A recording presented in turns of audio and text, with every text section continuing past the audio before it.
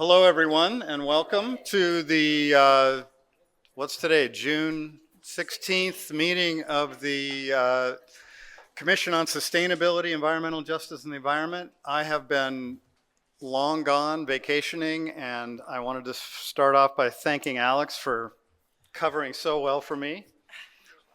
And I also wanted to thank Clove for these amazing signs, which is like, did people see these? They're like the coolest signs in the city. They're stamped with a city logo on the back. So come check them out. They're works of art. So thank you, Clove, for those. Right, so this is all reclaimed wood from Disneyland, olive wood from Disneyland, and sycamores, local sycamore sticks. Yeah, it's just pretty cool. So before we start, Clove asked me to tell anybody speaking, that's for speakers up front. When we call you up to speak, go up there, push on the little button, and the blue lights turn on, and then we'll all be able to hear you because we're recording tonight. All right? So why don't we do the roll call? And why don't we start with you? And we'll go all the way around the room and have everybody introduce themselves. Clove Galilee, PSA for Public Works, Office of Sustainability and the Environment. I'm Shannon Perry. I'm the city's Chief Sustainability Officer. Rob Lempert, member of the commission, and very thrilled by our new name plaques. Alex Tower, member of the commission. You're actually vice chair, Alex. And vice chair. Yeah. Dean Kubani, I'm chair of the commission. Olivia Walker, commission member.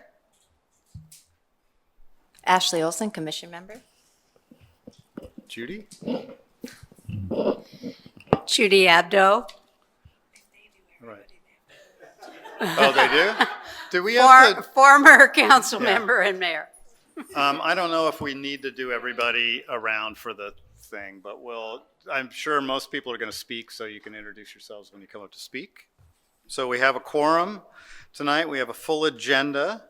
So let's jump right in. Our first item is public input on non-agenda items. So public input's permitted only on items not on the agenda that are within the subject matter of this commission. And state law prohibits the body from taking any actions on items not listed on the agenda. So we can't take any actions on public comment on this, but we're certainly happy to hear any. Does anyone have public comment on non-agenda items? Okay. We have others? Yeah. Hi, everyone. My name is Tricia Crane. I chair Northeast Neighbors Neighborhood Association in Santa Monica. I can sit? Okay. That's much better, thank you. So I came tonight, I wrote this because I want to be sure I don't exceed my time. I'm well trained by the city council to speak within the time limit. I want to provide tonight an update on the issue of plastic grass in our city and some of what has happened since back in January of 2024, when Northeast Neighbors brought this issue to the commission, requesting that you recommend a ban on plastic grass on public land because of the growing body of evidence of health and environmental hazard it creates. At the January 8th, 2024 meeting of Northeast Neighbors, the city's Chief Sustainability Officer, Shannon Perry, spoke and addressed this topic, as did Water Resources Manager Sunny Wang. And soon after that meeting, we had the pleasure of escorting a city staffer on a tour of our neighborhood to see the many parkways carpeted with synthetic turf. Last February, I was told by a city staffer that they were disappointed by the cancellation of a national webinar that they anticipated attending, a webinar titled The Trouble with Turf. I learned the cancellation resulted from legal challenges against the national organization that is critical of synthetic turf. Northeast Neighbors continue to pursue our inquiry and hosted a speaker from Grassroots Environmental Education in April, followed in June when we welcomed a speaker from Safe Healthy Playing Fields to share their information on how to promote safe and affordable natural grass fields. Videos of all these meetings are posted and available for anyone to see on the website for Northeast Neighbors, which is www.neneighbors.org. Last month at a meeting of the School District Board of Education, I was among a group of parents and children, UCLA professors speaking for the Natural Resources Defense Council, a representative of Healthy Playing Fields, all of us and many others, including many children, to voice our opposition to the planned installation of plastic grass on the Franklin Elementary School playground. A sales representative from a company called 10 Kate, which had been chosen by the district to do the job, was given 5 minutes to sell his synthetic turf product. The Board of Education approved the plan. No questions were asked. No data was asked for.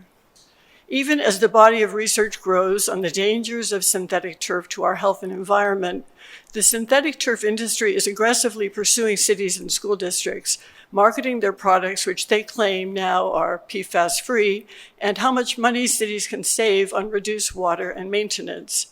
But no cost comparisons are made or asked for. No independent data is presented to validate claims that dollars will be saved. Still, we're hoping that there will be a sea change, and there are good signs that we're noticing as communities across the country advocate for protecting their neighborhoods and children. Last week, I learned that the Coastal Commission has very recently required that the city of Ventura change the materials they have allowed on playground surfaces at the edge of the ocean, directing the Ventura city staff to begin to install wood fiber and engineered wood under playground equipment instead of plastic. Senator Ben Allen has authored a bill now before the legislature that seeks to restrict the use of plastic where it is not essential. Senator Allen signed on in support of our campaign to stop the plastic grass at Franklin School. We hope this commission will begin again to directly address the issue of synthetic turf and provide leadership for Santa Monica to restore a commitment to long-term environmental safety for our city. Thank you. Great. Thank you, Tricia. Do we have other input?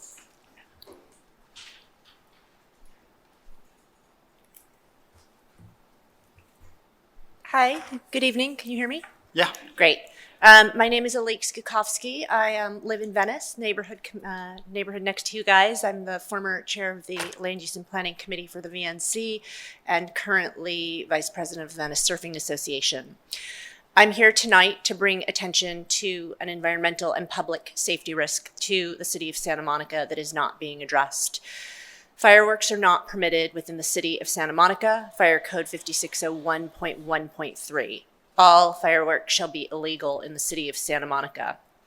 We have the 4th of July coming up, and on July 5th, the members of the Only Beach Club plans to hold a firework display not far from the burn zones of the catastrophic Palisades fires. Our beaches and marine ecosystems are still recovering from wildfire damage, hazardous ash contamination, and compromised air quality. Investigations continue to indicate fireworks are a possible cause of the Palisades fire. Permitting fireworks at this location is dangerously insensitive, environmentally reckless, and directly contradicts Santa Monica's commitment to public safety and environmental health. Despite our city's total ban on fireworks, the Beach Club exploits a jurisdictional loophole by using a parking lot across city lines to file a firework permit with LA City. However, they launch explosives directly on the dividing line of the two cities, on the sand, and over our beaches without notice to residents. This location includes an ecologically sensitive area and the Dunes expansion project managed by the Bay Foundation. Allowing chemical discharge over our beach where fireworks are explicitly banned is unacceptable. Last year, when the fireworks took place, minutes before that show started, over 25 Santa Monica bottlenose dolphins were documented less than 15 meters from shore. Additionally, the threatened western snowy plover were also observed at the shoreline. And lastly, a female mallard with her 15 ducklings were seen fleeing from the Montana storm drain by foot, trying to find cover from the explosive blasts. This, of course, doesn't include the trauma that residents, pets, and residents themselves face from these noisy and destructive fireworks. I'm aware of the Santa Monica Bluff catching fire on 4 separate occasions unrelated to the Palisades fire, including one instance that burned into the edge of Palisades Park. Additionally, we know if more than 9 fire hydrants in Santa Monica are activated simultaneously, water pressure fails and hydrants stop functioning. Permitting fireworks here heightens the critical risk. There are alternatives that are safe, equally visually spectacular, and environmentally responsible, such as drone light shows. Communities nationwide have adopted this technology, eliminating pollution, fire risks, and community trauma. Moreover, the beach club sits on public land leased at a minimal cost despite annual gross revenues of $20 million plus and their status as a tax-exempt organization. They can afford any cost difference incurred to continue holding an event they claim is, quote, essential to their traditions. The LA City Fire Department has not approved the firework permit application as of now. I respectfully urge this commission to speak up against the Beach Club's firework event and tell LAFD not to issue the permit. Please protect our coastline, our community, and our environment. And I will add that as living in Venice, we have seen the very destructive impacts of fireworks everywhere. I personally had a rocket launcher land on my house. We see people injured all the time, and I think as beach cities and as a county, we need to really think about this seriously. So thank you. Thank you, Elise. Can I ask you a question? Sure. Can you just repeat the name? Which beach club is it that's I believe seeking the it's permit? I believe it's the Jonathan Club. No, sorry, Beach Club. Sorry, Beach Club. It's Sorry, the sorry. beach Beach club, Club. the The one Beach that's Club. right at Sorry, the sorry, sorry. northern My edge. bad. Okay. Got it. Yeah, the Beach Club. Well, thanks very much for bringing that to our attention.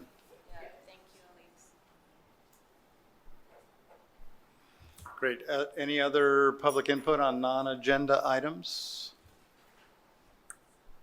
No, well, thank you too.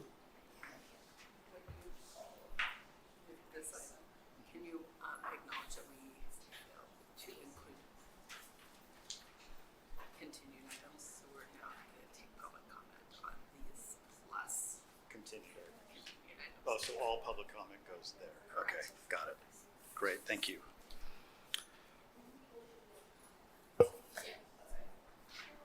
Okay, so we are on item 2, which is public input on special agenda items, closed session, which we don't have, consent calendar, plus all of our continued items, which include the Mass Timber Accelerator Program update, the Parks and Recreation Master Plan update, the Climate Action Plan 5-year update, and the Airport Expansion Second Update Phase 3A Layer Survey Results.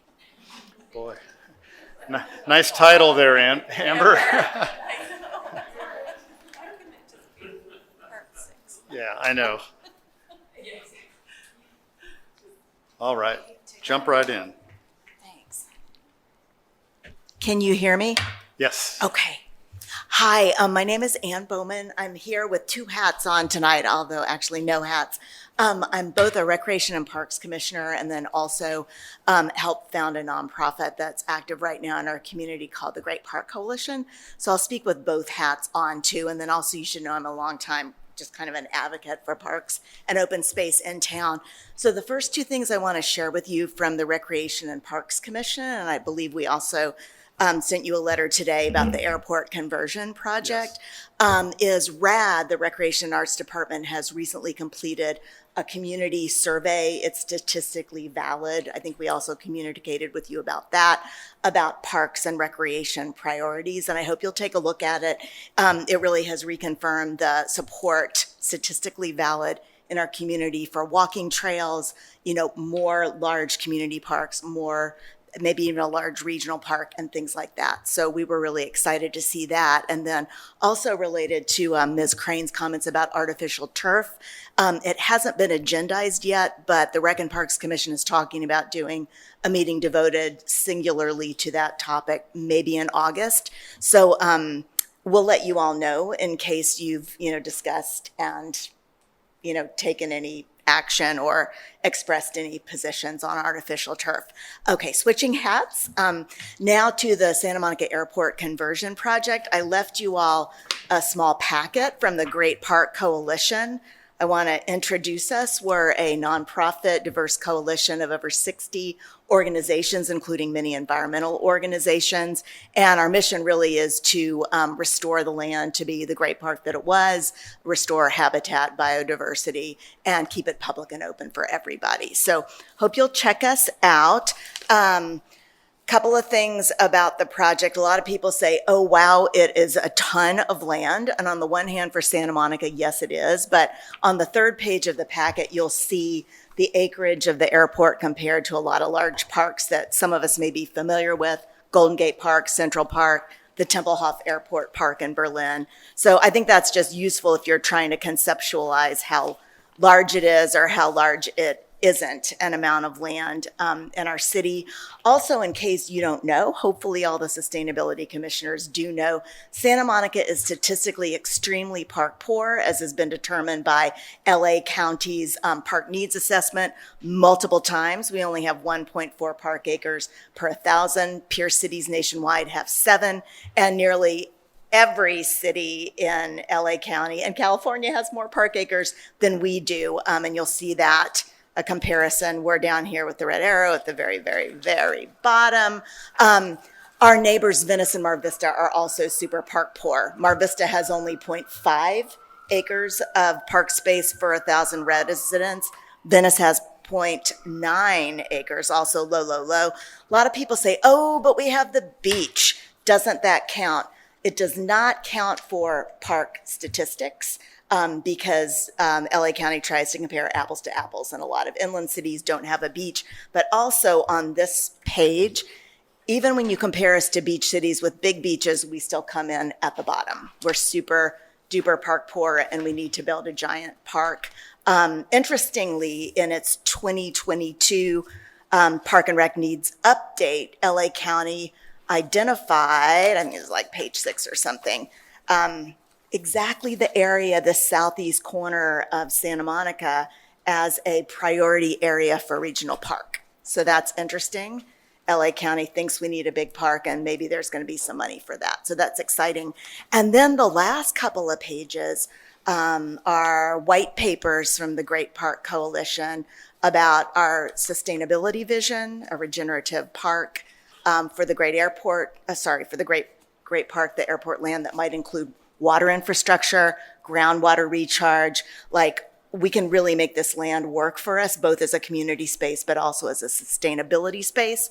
Hope you guys will dig into that.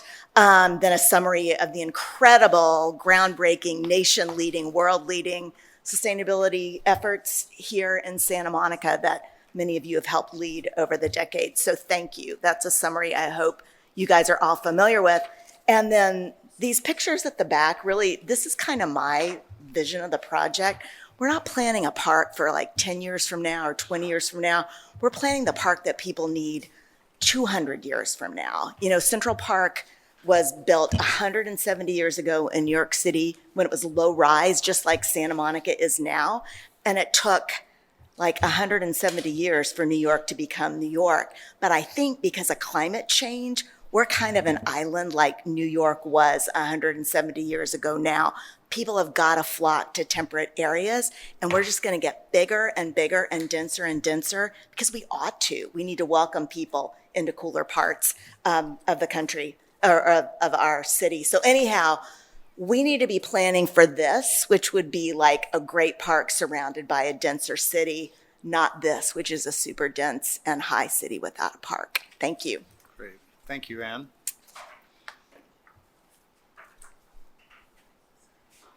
And just out of, while Zena's walking up, how many other folks want to speak on agenda items here? Just so we know how many people there are. Doesn't look like it. I think it's just Zena. Great. Take it away, Zena. Okay. Thank you. I'm Zena Josephs. On behalf of the Great Park Coalition, what we're for, one, a creation of an LC-compliant Great Park, which means open space, parks and recreation, continued art and cultural uses that Measure LC describes, plus other traditional park activities that City Council may add with zoning changes. Two, presenting survey results which endorse such a park fully and clearly to council, boards, and commissions. 3, a realistic development timeline and financing plan that starts with existing on-site revenue sources and other government funding sources for water and other environmental projects, and that allows for the step-by-step building of a park. Number 4, avoiding any ballot measure on the use of the site until after the airport closes, if ever. And number 5, no sale of any of the 192 acres ever. Speaking only on my own behalf, one of the things in the second scenario was the 20,000 seat amphitheater, which is larger than the Hollywood Bowl, which I go to every Tuesday night. How many residents asked for this? I don't think anybody did. Number 2, there is no natural bowl or hillside at the airport. Number 3, excavating would be terribly expensive. Number 4, I was told that Live Nation does 4 events each year in downtown LA. I don't know. And then I was told that setting up and taking down a temporary stage, as was done for Juneteenth this last weekend at Virginia Avenue Park, is expensive, and that Live Nation would want a permanent stage. My feeling is that if a business spends the money to build a permanent stage, it will not want to be limited to 4 events per year. So living in Sunset Park, adding 10,000 car trips in a short window of time will immobilize Sunset Park and fill it with idling cars, as the only through north-south streets are 23rd Walgrove and Centinela Bundy, and the only through east-west streets are Ocean Park Boulevard and Pico. We don't think this is a sustainable idea. And as someone who already has trouble backing out of my driveway at 3 o'clock, 5 o'clock, and 7 o'clock, and I have to get out of my car, go knock on the passenger window of an idling car and say, when the traffic signal at Ocean Park Boulevard turns green, could you please wait and let me back out of my driveway? Can you imagine what 10,000 additional cars could do to that? So thank you very much for this opportunity to speak. Thank you, Zena. Okay.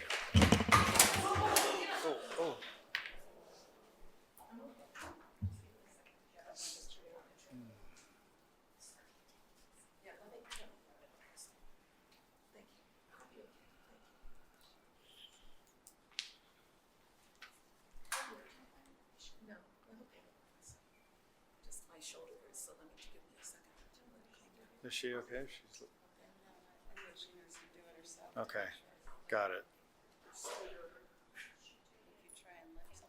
Yeah. Yeah. Well, I think we'll give Zena a minute here so we can. I just tripped on the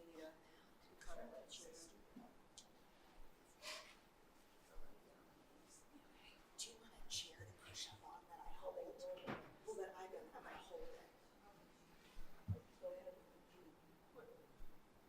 You're good to go ahead with the meeting, she said. Yes. Do this. Here we go.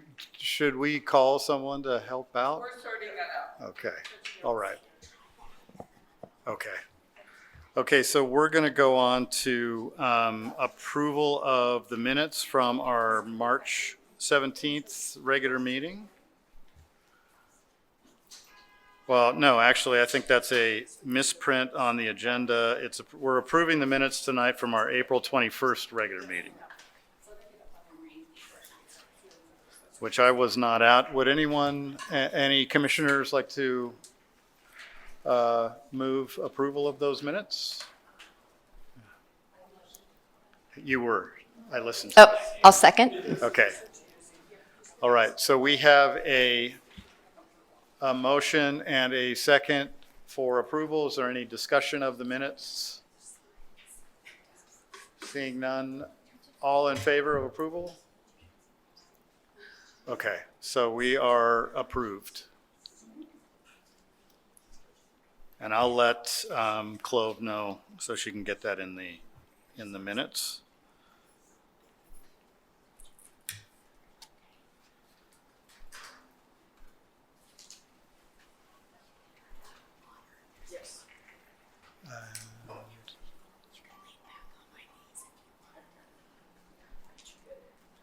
Great. So why don't we get set up for our first item, which is the Mass Timber Accelerator Program update.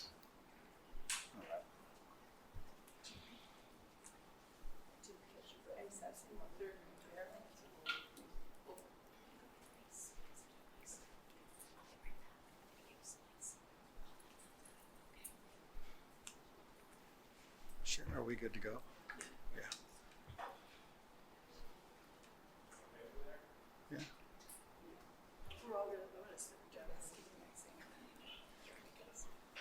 Okay.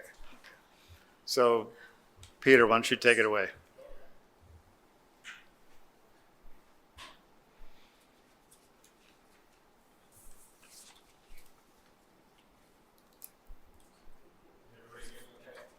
Yes. Oh, can you hear me now? Yes. Thank you. I already forgot the cue. Good evening, everyone. Thanks for having me. My name's Peter Rockmore. I'm a sustainability analyst on the team in the Office of Sustainability and the Environment. I'm here to share with you a pretty exciting opportunity we have to host a Mass Timber Accelerator in Santa Monica. Real quick, I just want to reintroduce everyone to Mass Timber. I know last summer we had an outreach fellow come and present on her research into mass timber. But when we're talking about mass timber, we're talking about wood engineered products like beams, columns, and panels. Often you've heard them maybe referred to as cross-laminated timber or glue lam, which is glue laminated timber. These are like prefabricated wood products that can be used as building materials to really construct buildings pretty efficiently and quickly. And it's been on the forefront of conversations in sustainability and building lately because in 2021, the International Building Code allowed mass timber products to be used in construction up to 21 stories. So all of a sudden, a lot of municipalities who are talking about reducing embodied carbon and taking carbon reduction seriously are talking about mass timber as a solution. So that's why one of the reasons we're here tonight. So I'm going to give a quick introduction to the Mass Timber Accelerator program. And then really at this stage with the Mass Timber Accelerator, I'm looking for any feedback or ideas or questions the commission might have that can inform how we build out this program.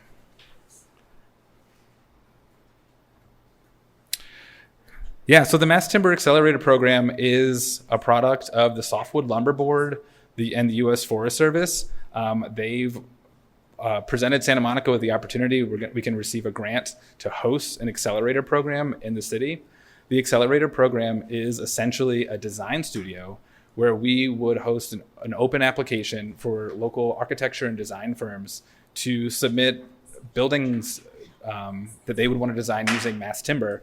And in exchange for participating in the program, they would get hands-on technical assistance from a group called Woodworks and really building out their expertise in designing with mass timber, from code compliance to design strategies to sourcing the mass timber. And so it can really help local architecture firms sort of build that expertise. We'd also, through the grant, have a small financial award that we would give to participating teams at the completion of the program. And again, just sort of looking back at why mass timber, we're really taking a strong look in the city on how we reduce emissions from the building sector and embodied carbon. We've already taken action through the low carbon concrete ordinance to begin reducing emissions in the building sector. And there's a lot of potential benefits from using mass timber that we've seen, potential cost benefits and time savings, pretty substantial emissions reductions. We saw 43% emissions reductions compared to a traditional steel and concrete building in a case study that we looked at. There's a lot of fire safety benefits to using mass timber and also just aesthetics. The open sort of the wood design is quite beautiful and people really like designing buildings with mass timber for those reasons. I mean, this is a new multifamily building that just went up in Silver Lake very recently. It's pretty gorgeous. And so I think it's an example of local projects that are happening. And we could be taking advantage of these materials in Santa Monica. And again, the goal of the Mass Timber Accelerator is to really introduce more practitioners to using mass timber and this product. Also introducing, city staff will have the opportunity to sort of sit in on any webinars or any sessions with Woodworks, so it can increase staff expertise in mass timber benefits and design. And sort of just raise public awareness of like what we're doing and the benefits of the carbon reductions from mass timber. I'll just note, it says accelerator. We're not accelerating any projects through the city's normal planning and review process. We're really just sort of accelerating potentially the adoption of mass timber as a building material in Santa Monica. Hopefully we don't get a lot of applications for conceptual projects. We'd like to see projects that are ready to jump off of paper and go into that planning process so we can see construction. But just clarifying that in case there's any confusion. And then just to talk a bit about the format, we'll have an open application for interested design teams. We'll select those design teams with a sort of a selection committee of folks from different departments in the city. And then the project teams will begin their designing process with the Woodworks assistants. And along the way, we'll have some milestone events. We'll have a big kickoff event to introduce the teams. And we'll have open charrette style presentations, like a mid-review where teams can gather, share their progress, troubleshoot with each other, brainstorm ideas. Those will be open potentially to the public. We can do that. And then we'll have a final review presentation where the design teams will actually present their final building designs. And that will include, carbon accounting, cost analysis, and a lot of other details that can really help us as a city understand the potential to unlock the benefits of mass timber in Santa Monica. There have been a number of mass timber accelerators that have already taken place, and you can see the sort of different building types that have resulted from these mass timber accelerators. In Boston, they had a very large multifamily unit go through the accelerator.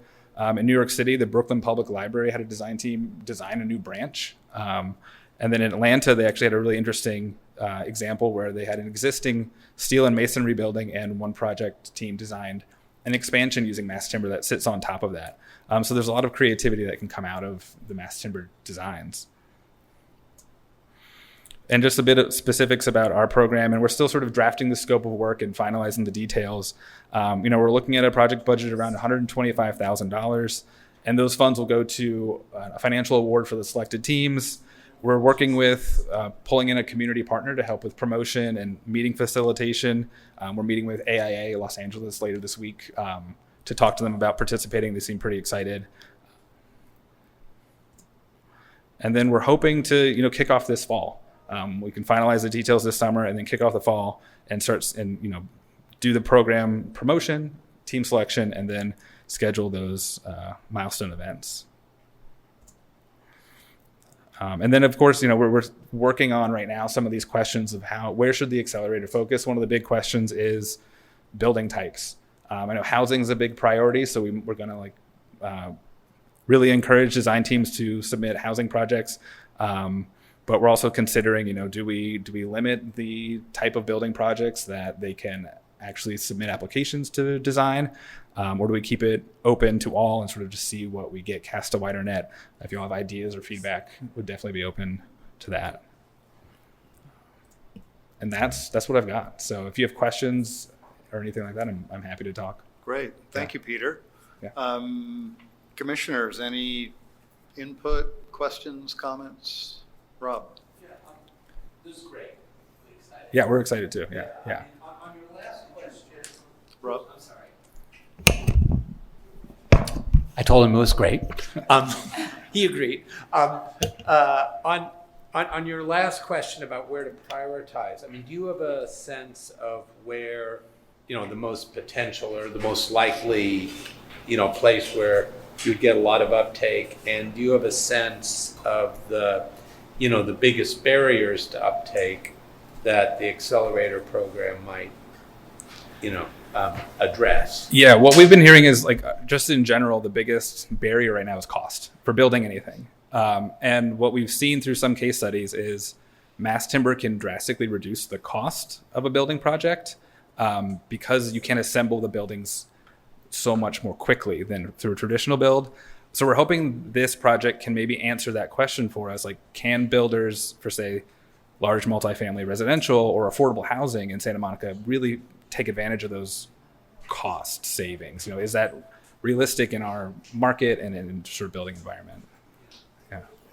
That would seem to be a good criteria for this, figuring out, where's the most, where's cost the biggest barrier and where might a demo show the biggest impact? Yeah, absolutely. Yeah. Other comments? Yeah, I have two questions. They're both about the operations of a mass timber building. Yeah. Is there any evidence of a difference in thermal comfort, either positive or negative, in a mass timber building versus a traditional build? And my second question is, are there differences in operational costs for maintenance of the exterior of a mass timber building than a traditional build? Those are great questions that I don't have the answers to off the top of my head, but I know I've read about both of those issues, and I can follow up with. Okay, great. with some Yeah, the research, thermal comfort issue, it really gets to just like, how good is this insulating and or passively heating and cooling, whatever, versus other materials. So curiosities. Yeah, no, and I think I've seen other mass timber accelerator programs offer sort of bonus points in the application stage if you're committing to hitting a certain lead level or a certain other criteria. So we can put in some of those sort of sustainability / like quality of life metrics into the design process. Yeah. You mentioned that cost was the main issue currently. What are the other downsides of using mass timber accelerator? And I think people who are really good at mass timber really love it. I think one of the barriers is if your construction team isn't used to building with mass timber, it's going to be really hard to take advantage of those times and cost savings because it's a completely different way of building a building, which I think this program wants to sort of begin to address and educate folks on. But I think that's another big barrier right there. Just Actually, finding the I skilled think, staff. just to clarify, I think what Peter was saying is it's actually cheaper to use mass timber than concrete and steel. Yeah. Yeah. Okay. Yeah. I think he was saying that the cost problem was, like, that's one of the biggest issues for building anything is cost, and this can help bring it down. Yeah. Great. Do you have any questions, comments? I'm sort of wondering if I have this question, so I'm just going to pose it. I'm just curious how much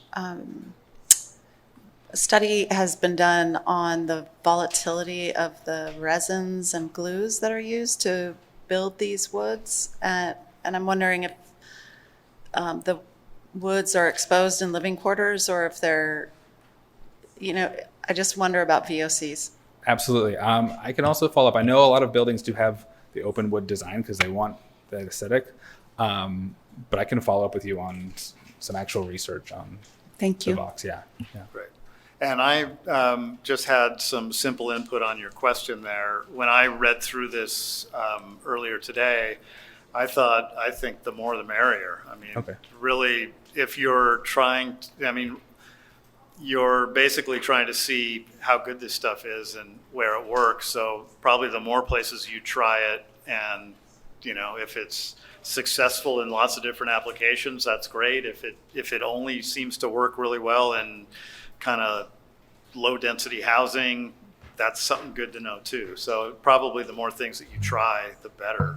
For sure. Yeah. I have a follow-up question that's kind of related to trying things out. But is there any concern about degradation of the materials in coastal zones? Yeah. I actually haven't seen any studies or any concern about that. Okay. Yeah, just because I know that the ocean water, it's so hard on materials. Absolutely. Yeah. So that's another thing to think about. Well, maybe one thing that brings to mind for me, there were two kind of comments about that. One was, degradation and also maintenance over the long term of these types of buildings. It would be good. I'm assuming you're going to come back in a year with a report that's about what the costs and the kind of emissions reductions we get from using the material, but something that would be also helpful for the city in potentially recommending this or promoting it is kind of those issues as well. So it's kind of the long term, if you build something out of concrete, you've got some positive and negative impacts over the life of the building. How does this stuff stand up? Plus the, indoor air quality issues too. Yeah, absolutely. All great feedback. And we can incorporate that into. Yeah, so it might be worth just from the manufacturers and from the designers and whatnot to see if you can maybe track that over long-term or get that information and include it in the report at least if people have already done the research. Yeah, absolutely. Great. Any other questions, comments? No. Okay. Well, Great. thank you, Peter. Thank you, everyone. All right. So we are at continue item B, Parks and Recreation Master Plan Update with Tony Lopez. Take it away, Tony. Do you Up have the there. slides? Yeah. Okay. I don't know how it's been. This one back here. Yeah. There you go. Let's see if this works.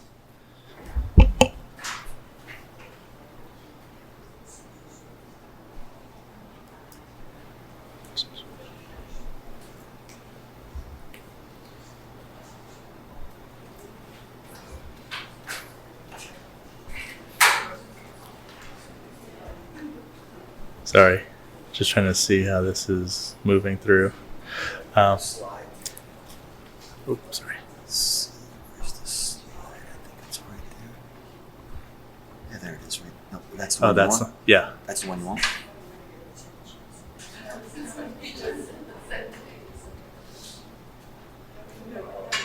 Maybe it's the other one. There's that one. That's not the one No. you want, though, right? No. So you want that.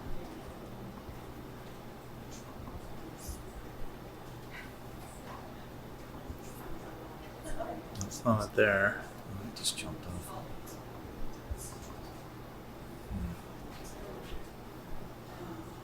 Maybe it's this one. It's right there. Wait, is that it?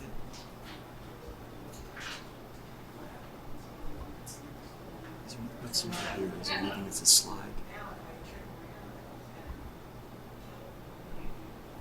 Oh, there we go. Perfect. Thank you. Okay. Hi, everyone. My name is Tony Lopez. I am the city's senior park planner, and I am here today to talk to you all about the update to what was once called the Parks and Rec Master Plan, but we are now calling the Parks and Rec Vision Plan. So today I will just quickly go over what the Park and Rec Vision Plan is, Park and Recreation Vision Plan to date, the goals of the update to the Park and Rec Vision Plan, next steps, and get some feedback from you all today. So the Parks and Recreation Vision Plan is a long-term strategic plan that responds to today's physical conditions, community needs, values, and opportunities associated with our open space network. It offers a vision for the evolution of Santa Monica's park network through study of improvements, expansion, and acquisition. Now, what's important to consider is that when we talk about our Parks and Rec Vision Plan, there are many different entities that will utilize this document from the community who will use this as a way to understand what the opportunities are within their neighborhoods for park improvements. Planners will use this as a tool to understand the overall vision for the park system in terms of large-scale vision planning for the overall city. Architects will use this when we hire consultants within our city to facilitate the building out of new park designs as a guiding light, if you will. And then commissions will use this to evaluate and calibrate the impacts of the growth when it comes to the integration of park spaces and other development within our city. I know Ann just mentioned earlier today that as a city, we have 1.4 park acres per 1,000. The 2016 Park and Rec Needs Assessment noted that on average within the county is 3.3 park acres per 1,000. So we are on that definite low end of things. So when we talk about how we vision plan for our future, having an understanding of that number is going to be really important to calibrating our future needs.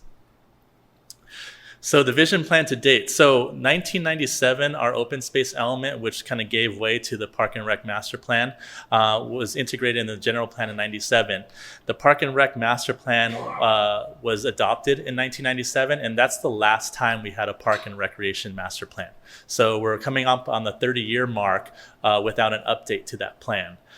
And as I mentioned, in 2016, our city was part of the countywide needs assessment.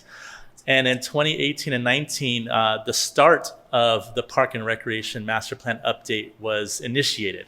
So unfortunately, the 2020 draft was set to be presented in March of 2020. And so we know what happened then, and the project itself was shelved until I came on board in April of 2024 with my primary tasks to bring this update to the finish line.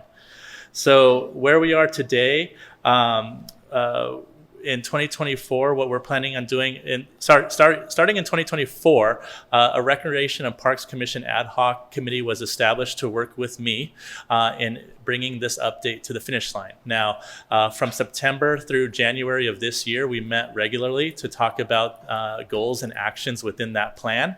And I have also gone through a significant amount of additional outreach that complemented the 2018-19 outreach to garner more feedback from the community in various boards and commissions.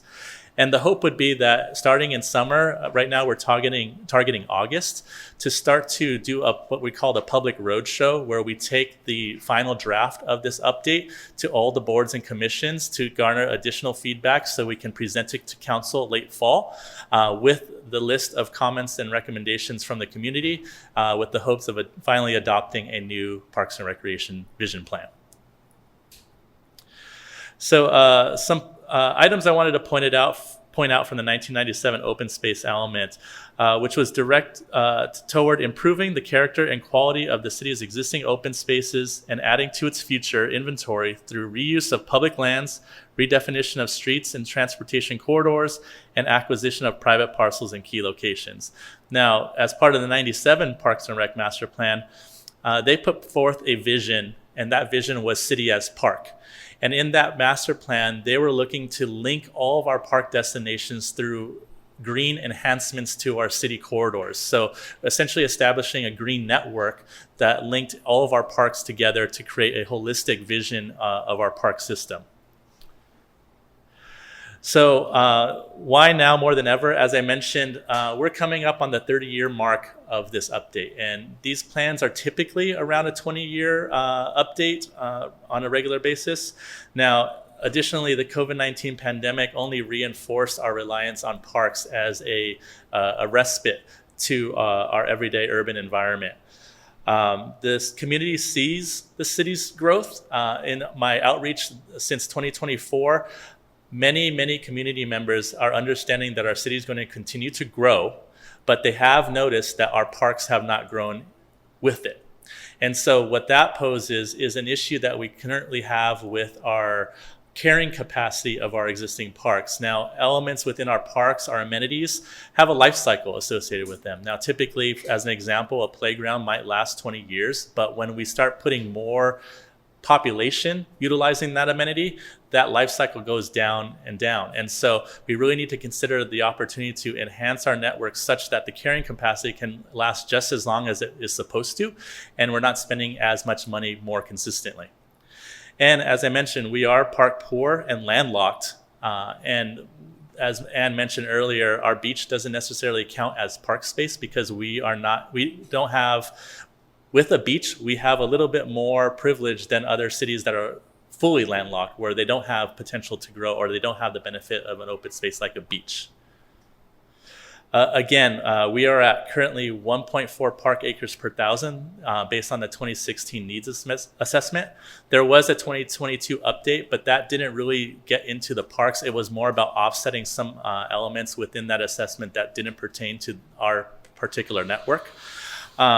Technically, overall, as a city, we are defined as moderate in terms of park need, but as you can see in these maps, our park need is based on not only need, but also distance to parks and population density. So within our city itself, you can see the red and orange zones. Those are the areas within our city that need the most amount of parks.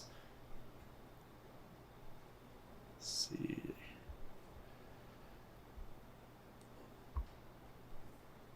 Maybe it's slow to start, but so something that we have done over the last since the beginning of this year was a community and recreation arts needs assessment. Now that was basically a level of service survey that helped us understand what we are providing as a city, whether in terms of park acreage, park amenities, and recreation and arts programming. And based on the information that we provided from that survey and all the data that we've collected, we have 96% of those who participate in the survey enjoy our parks and visit them on a regular basis. So that's pointing us to the fact that our parks are one of our greatest assets within the city. So we really need to start to lean on those as opportunity sites for not only parks and recreation, but also opportunities for sustainability. No, it's not going forward.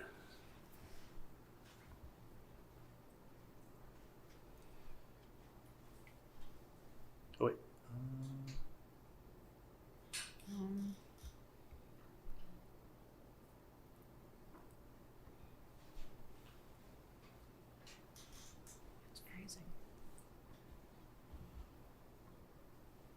I could just talk through it. It's not. I don't understand why.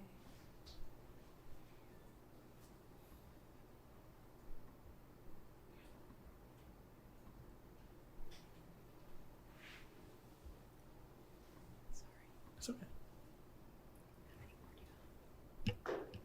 I could talk to them. It's not a big deal. Sorry. It's okay. Okay. So I will just kind of freeform it from the slides I have in front of me. So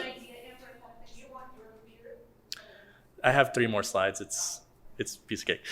So the goals of the update are to reinforce and be in alignment with the objectives of the open space element.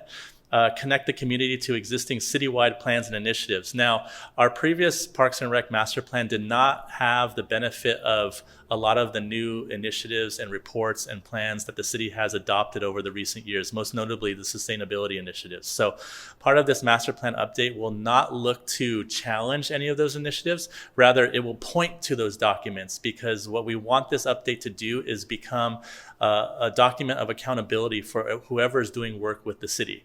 So when they look at goals and actions with our plan, they will also notice that these goals and actions relate to different plans and reports within our cities. So the Sustainable City Plan and various other plans, Climate Adaptation and Action Plan.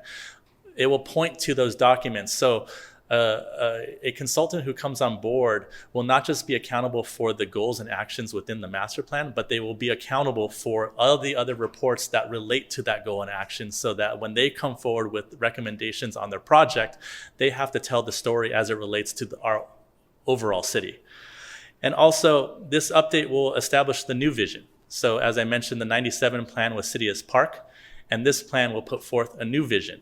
And that new vision will correlate with those goals and actions, so that there's an accountability on my end to report back to you all, boards and commissions, and the community as to how we're benchmarking the successes of that master plan, so that we can put ourselves in a position where we're making responsible decisions on a regular basis.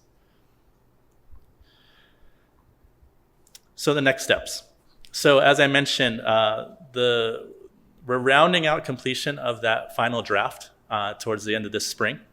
And the goal would be that we're targeting some critical internal back-of-house milestones that will align us in a position where we start to do what we call the public roadshow in August, and moving through the end of summer, with the hopes of presenting to council in late fall, not only that update, but also all the recommendations that we hear from the community through the public roadshow. And from that, we will get the final recommendations from council and move forward with adopting that plan. Now, the reason why I'm here today is I wanted to get initial feedback from you all on recommendations as we move into that final draft that will go to the public roadshow. And what I've been doing was preparing very simple questions for the various boards, commissions, councils, committees, just to help get the conversation started. I believe my contact information is in the agenda. If not, oh, it is? I can put it in the agenda. Perfect. Okay, great. So maybe we have a little bit of conversation about these questions now, but the reason why I've been providing my point of contact is I've been receiving a great deal of pointed feedback on this process from various community members to give specific feedback on items that relate most notably to them. So I will give you these 3 questions now, and perhaps we can have a few minutes just to discuss.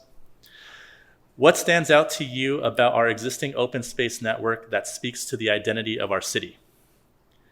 How might our parks and open spaces be a louder voice in conversations regarding the goals of this commission? And what principles would you define as guiding the vision of our open space network? And with that, I will open it up for any questions about the process, comments about these questions, or any other thoughts you might have as we move into this. As I mentioned, I will be back in summer again. Prior to that, you will all be receiving a link to the update, so you will have time to review the overall draft and all of its appendices, so that when I come back and present the overall master plan as an overall vision, you'll be able to point to particular elements within that update for particular questions you might have. Great. Thank you, Tony. Who wants to start? And I'm happy to start if other folks aren't prepared. I read the questions beforehand, and I gave it a little bit of thought. And as far as how might the vision, the parks vision, incorporate the goals of this commission?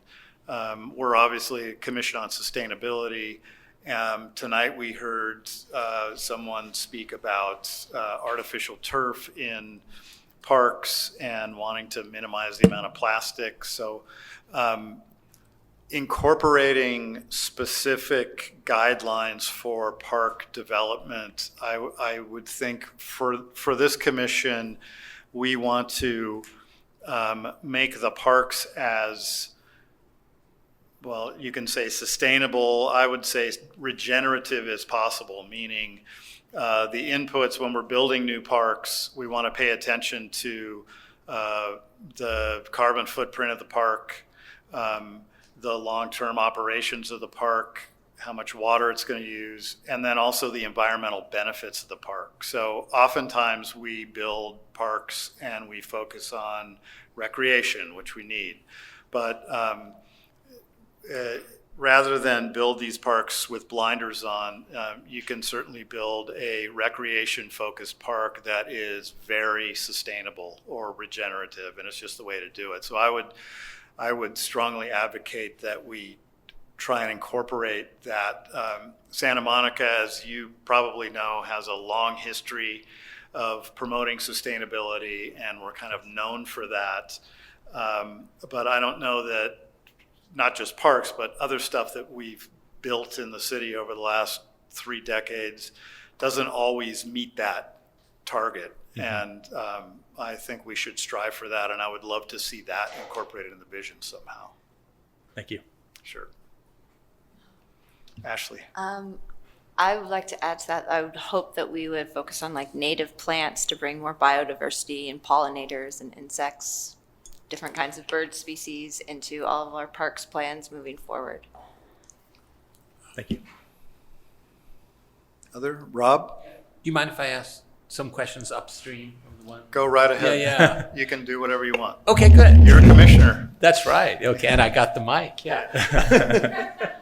So I wanted two sets of questions. I mean, one is, could you expand a little bit more about this exclusion of the beach, which is obviously a different jurisdiction, but when I think of public spaces in Santa Monica, that is pretty high on the list, and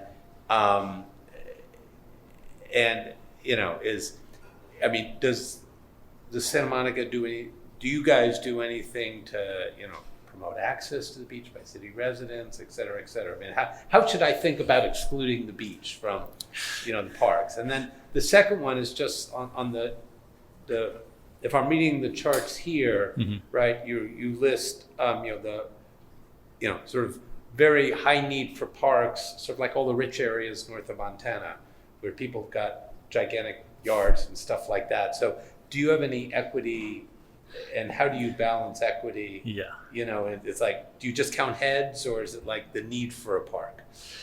Yeah. Which I suppose links back to the beach question too. Okay. Anyway, all right. No, again, the beach is a very tricky one to contend with. A lot of people have brought that comment up, and as I believe Anne pointed out earlier, the primary reason that the beach isn't included is because when it comes down to the countywide assessment, which measures our park need to various other cities, it also bears in mind the grant opportunities associated with those, because that measure gets funneled into how grants are dispersed to our city. So when we have a beach, it dramatically skews the number, like when we relate it back to internalized urban environments that are landlocked by cities on each side. So, but it doesn't necessarily exclude our own advocacy for the correlation of the relationship between parks and the beach. And what I will say that one of the goals and actions within this plan is another plan as a goal and action to achieve is a landscape vision plan, which looks at not only maintenance operations, but forward planning in terms of design guidelines of like the integration of particular amenities and furnishings, materials, et cetera, within our park network. And that is a joint effort between myself, Public Landscape, and the beach, which will ultimately, at some point in time, and hopefully the near future, give way to the Beach Master Plan, which will again ignite another round of a similar process. Now, your second question was, so, you know, what was interesting about this map when it relates to those particular neighborhoods is that I felt I walked away with acknowledgement of that. And, you know, there's the city as park vision of the 1997 plan is very much representative of those neighborhoods, of creating more robust streetscapes that integrate urban forests, streetscapes, ground cover, walkable streets, and reinforcing the opportunity of neighborhoods as a park system. And so a lot of those neighborhoods, though park poor, acknowledge that they have the benefit to walk to adjacent neighborhoods to take advantage of those park systems. Like, for example, Noma looks at Reed and Douglas as their park also. And the benefit of having a very efficient bike and ped network that can get them to Palisades Park, Palisades Park is a unique park in that it spans 3 neighborhoods. So in terms of the quantification of the park acreage, I kind of had to pull that back to its origin, which is more in the downtown and the Pico, and the rest kind of just extracting that. But it does not necessarily give way that that's not their park also, because Noma and Wilma also consider those portions of Palisades their park. But again, it comes down to the ability to connect to those parks, and I think they have a very good understanding of where they are in terms of, we don't have a lot of acreage to add new parks, but they have put forth a lot of very interesting ideas with regards to opportunities for streets that can become park, closing portions of streets, so kind of giving way to those secondary options for where parks can be.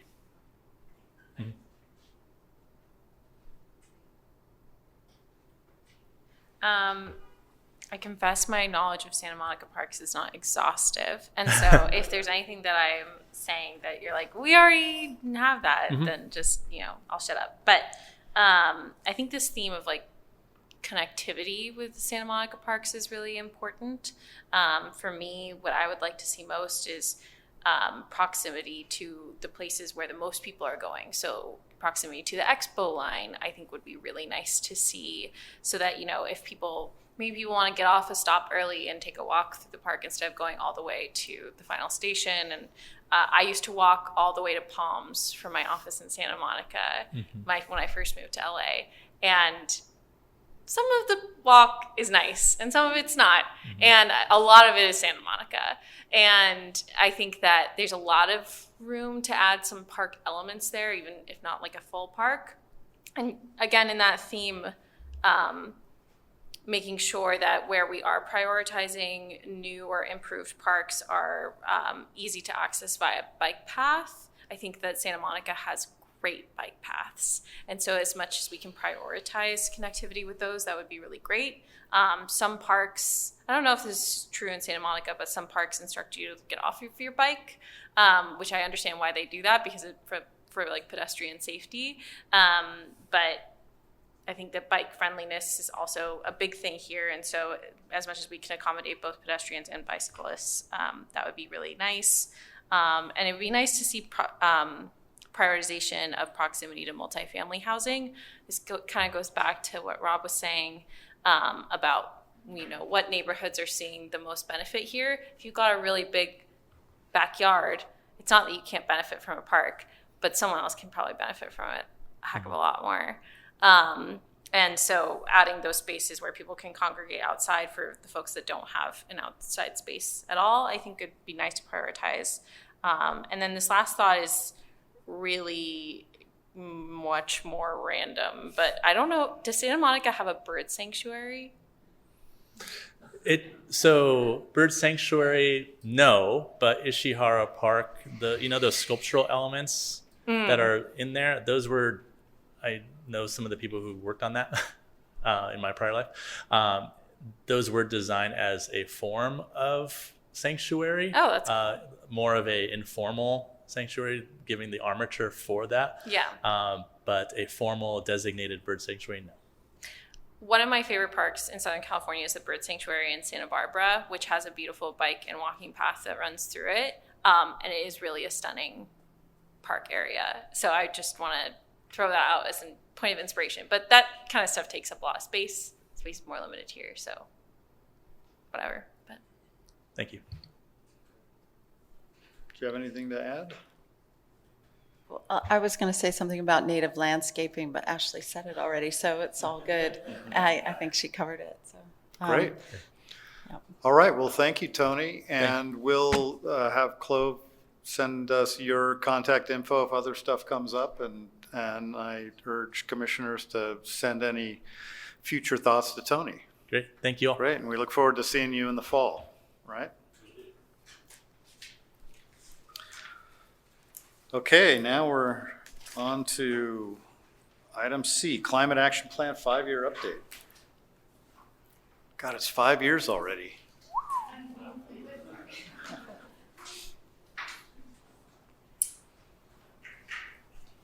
Time flies.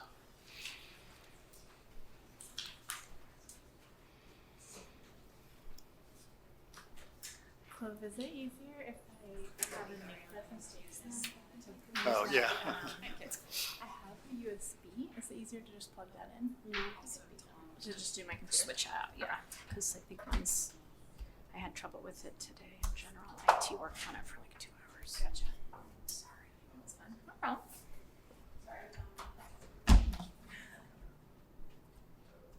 On this side, on this one. They mix things up.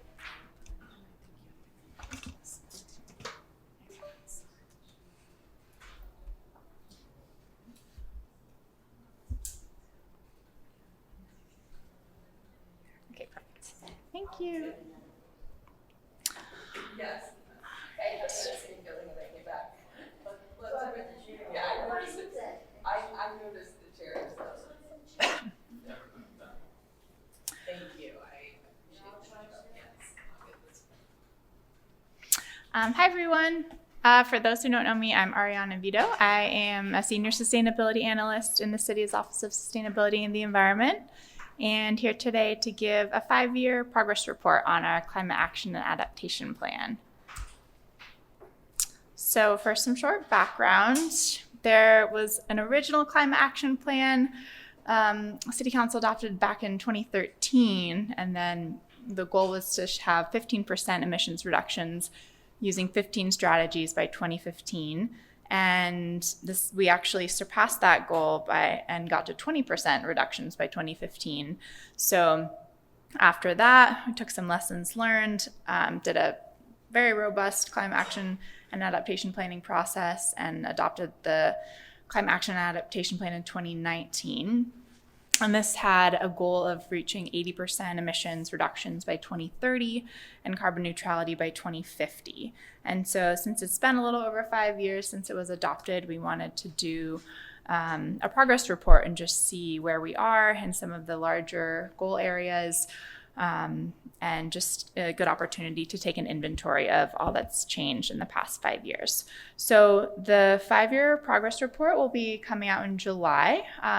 It's just going through graphic design right now, so we'll have a official report that we can share. But in advance of that, I'm just going to go through some of the highlights from it. And there's a breakdown here of what the progress report includes. So we have a status matrix, we have a highlight of key accomplishments, a list of our current projects and priorities, and then we have an emissions forecasting section, which I'll go through in a bit.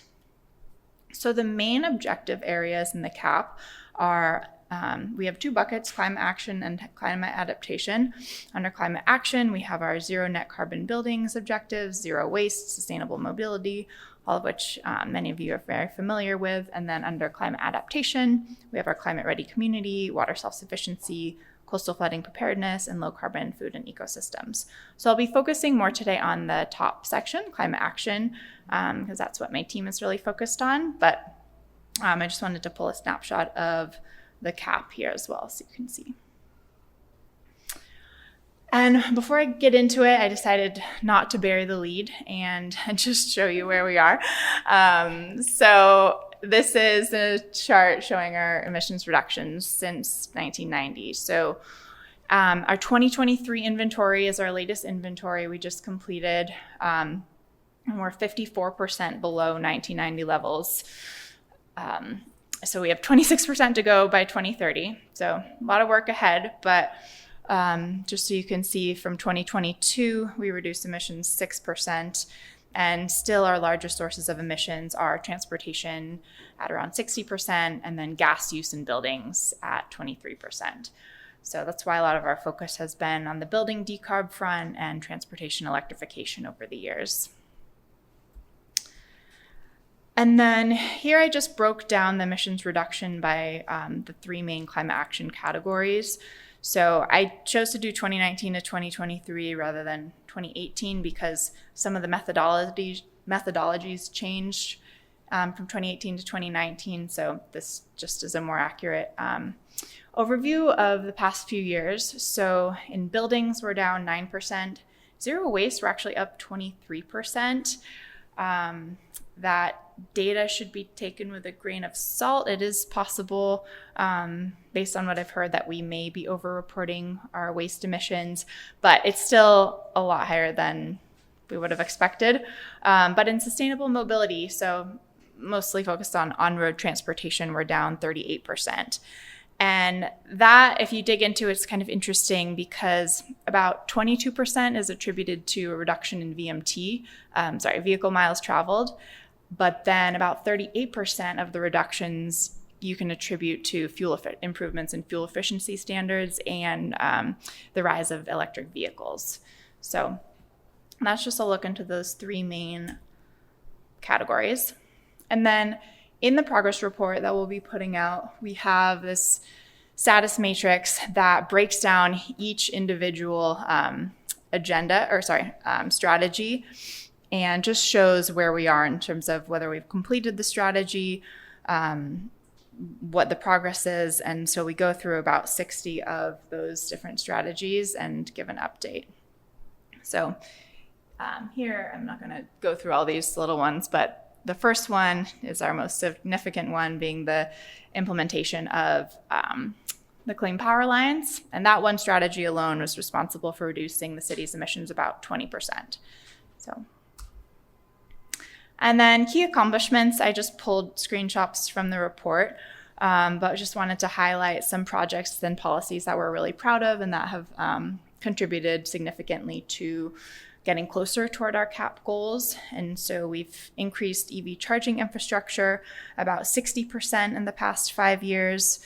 So we've gone from about 140 ports, EV charge ports, to closer to 230 at this point. That includes some pretty large projects that we've done with Southern California Edison through their Charge Ready program.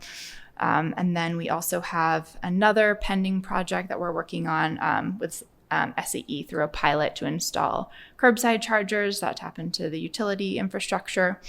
Then we have a number of policies and reach codes that we've adopted over the years. So our EV charger reach code increased the amount of EV charging infrastructure that was required in all new buildings. On the sustainable mobility side, we checked with our colleagues in mobility, and they've added over 120 miles of bike lanes, including about 5 miles of protected bikeways. And then we launched an e-bike voucher program this year. Alyssa is here, helped run that program, which has been great. And we've handed out 123 vouchers to purchase e-bikes to low-income residents across the city. And that was funded through a DOE grant. And then we've adopted several building reach codes. So our energy performance approach, which required higher performance of all new buildings. And then, as I mentioned, our Clean Power Alliance. So those are just a few that I pulled out, but there are a lot of other ones that'll be listed in the report. Oh, and that I included here. I'm not going to go through all of them, but just to pull out some more, we also adopted our low carbon concrete ordinance, which Peter, who you heard from earlier, spearheaded that effort a couple years ago. So that requires a higher, requires that all the cement, the concrete that's used for new projects have lower amount of Portland cement. And then we have a number of other actions here. And then also in the progress report, we go through current projects and priorities. We have a lot going on right now, and it kind of looks like alphabet soup up here, but I'm just going to go through some of them. So on the fleet electrification side, we're working a lot on our city fleet electrification. So we have a lot of new electric fleet vehicles throughout a bunch of different departments, and we're working on adding chargers to our public safety facility, also at city yards, taking advantage of a program from the Clean Power Alliance to do a comprehensive fleet assessment, and then also the ICE Charge Ready program to add some fleet chargers to a few of those city facilities. And then we have, in terms of our current projects this year, we have some microgrid projects, one at city yards that's still in the works that we're using funding through a program called SGIP. And then we're participating in a Clean Power Alliance, or we applied to the Clean Power Alliance's Power Ready program to add solar and battery storage at several city facilities. I mentioned the SCE curbside charger pilot we're working on. We recently completed a transition of our existing ChargePoint chargers over to a third party called Greenwealth Energy to handle the operations and maintenance. So that should helpfully improve the turnaround times for repairs of those stations. It also takes a lot of time away from my plate, coordinating EV charger repairs, which I'm stoked about. And then in terms of our work on implementing deep carbon reduction retrofits at city facilities. So we, of course, have our lovely Living Building Challenge certified building at City Hall East. Go Amber. Where there's a Virginia Avenue Park electric kitchen project underway. We're working on taking advantage of funding from SoCal REN, which is administered by LA County, and there's funding through Public Utilities Commission incentives that we can use to replace a bunch of our gas water heaters at city facilities. So we completed about 5 swap outs in the past few months, and we have about 8 more that we'll be doing this year. Many of those are free to the city, or we have just a small cost. So that's been really helpful in terms of those fleet electrification goals.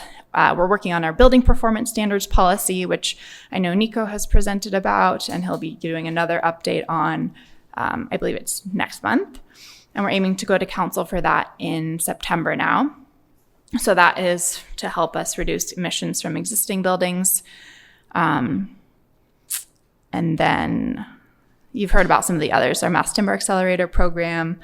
And then we have another program called our REACH program, which is funded through the Clean Power Alliance, where we're going to be able to distribute portable heat pump HVAC units and air purifiers to low-income renters within the city.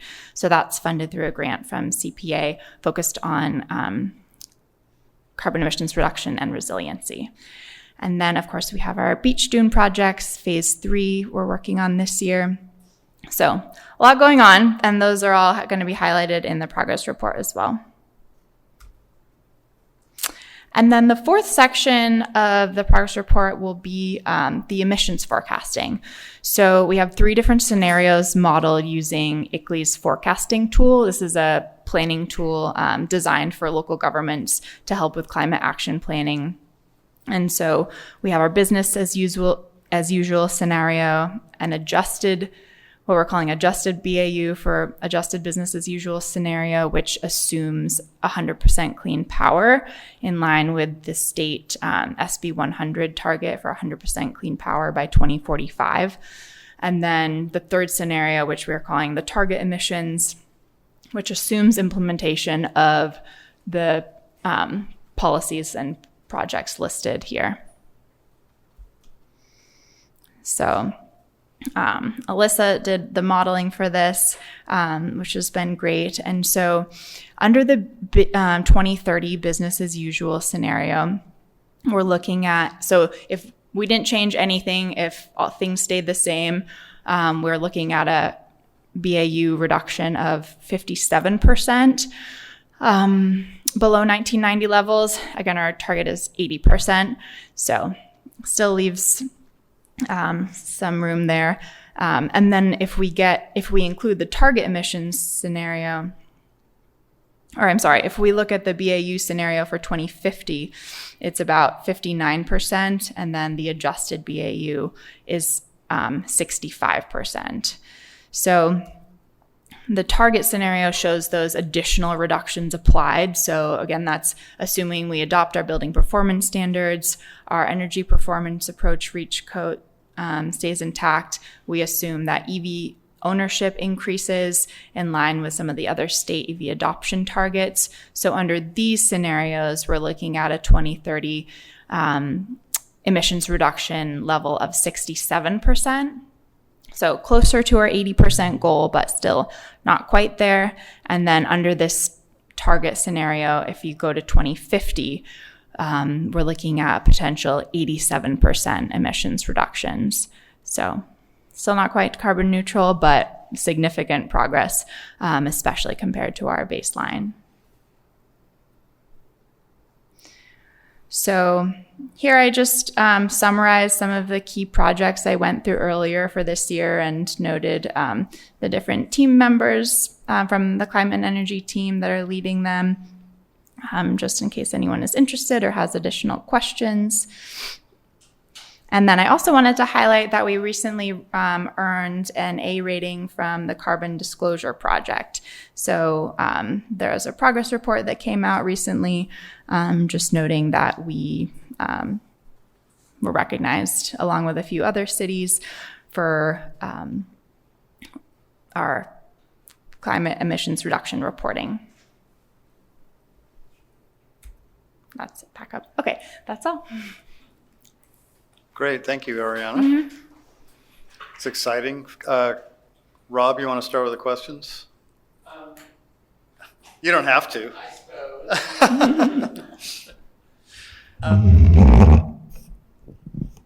Have you given any thought to think about the new environment? Oh,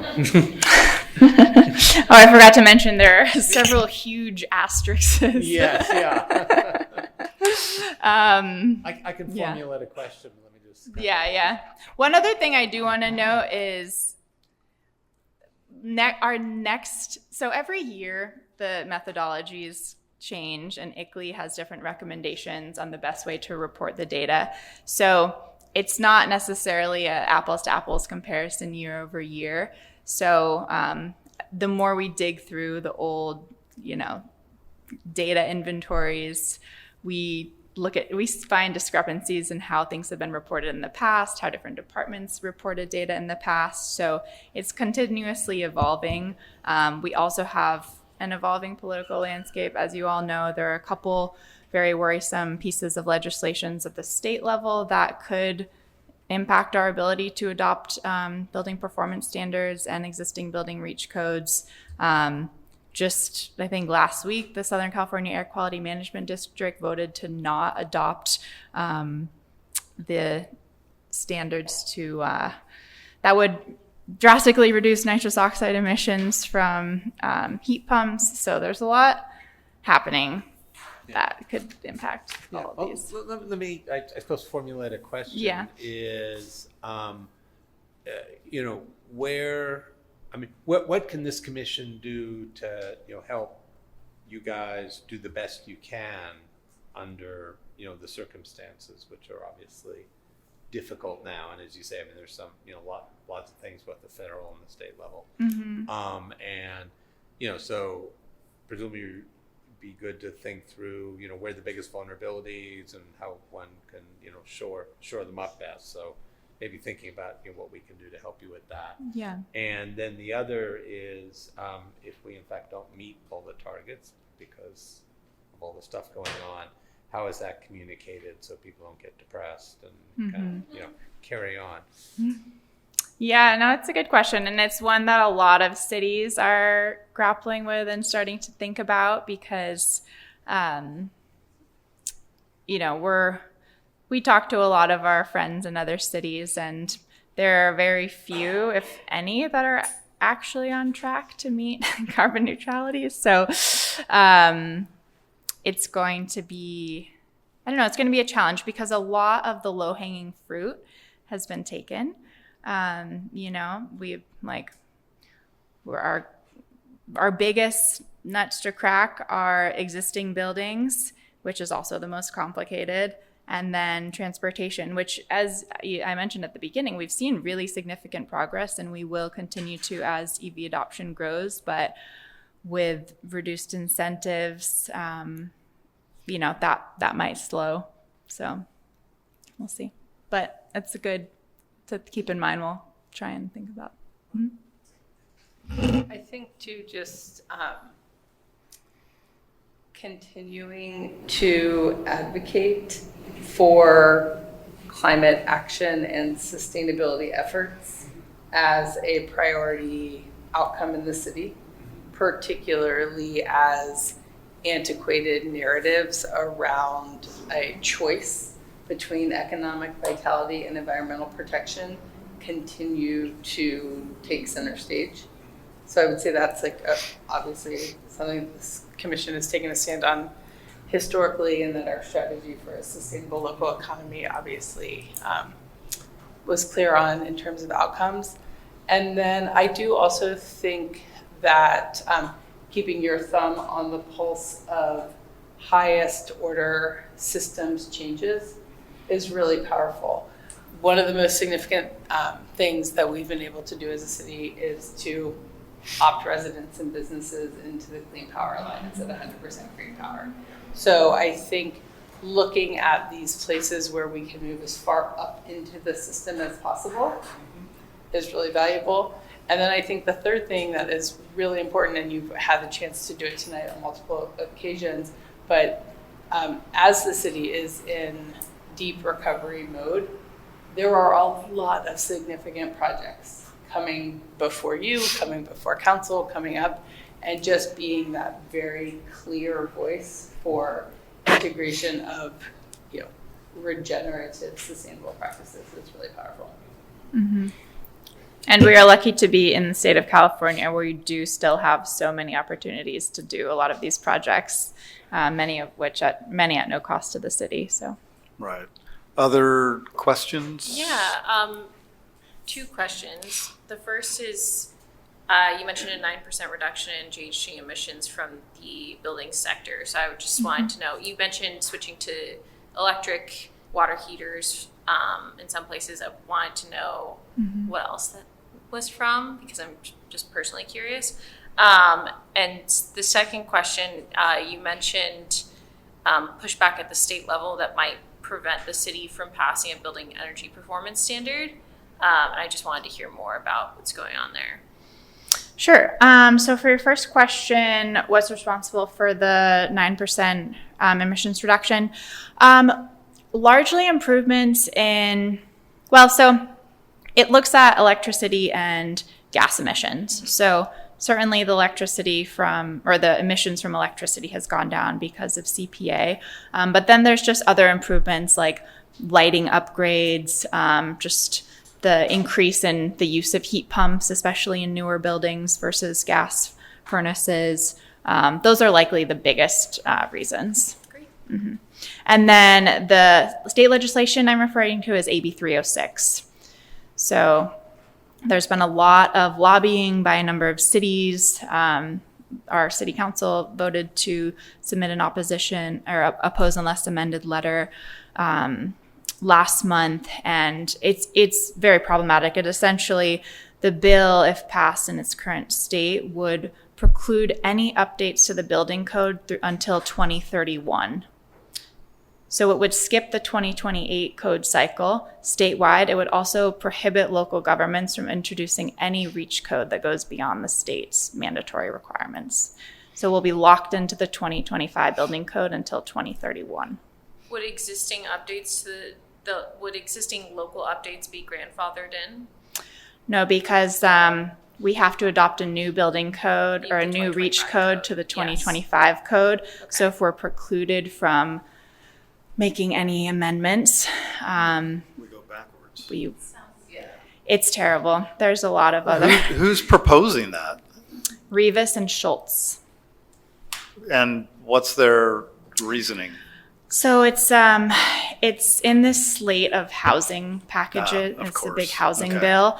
So yeah, the argument, the irony is that it's being painted as a way to help reduce housing costs and help spur new construction post wildfires. The irony is that the building code is definitely not the largest reason why housing is expensive and difficult to build. And thwarting this triennial cycle is gonna create a dual building standard for one, because it only applies to residential buildings. So the commercial buildings are still gonna be going forward with a new building code. So it's gonna potentially make permit review even more complicated because we'll have two very different standards. But yeah, there's a lot of momentum about this. Sammy Roth actually wrote a really good piece about it as well. But I'm participating in these weekly calls with lobbyists and advocates that are trying to build momentum against it. But it's really concerning. It also could potentially prohibit us from making any, from adopting any codes that affect existing buildings, because it doesn't clarify that it only applies to new construction. So it's really, it's really terrible. Ariana, where does the bill sit right now? It's in the Housing Committee, and it's also been referred to the Local Government Committee. So we're waiting for the Housing Committee to vote. Well, but it is moving fast and without opposition thus far. It's moving very quickly, and it's moving without opposition because it's being framed as a pro-housing wildfire recovery bill.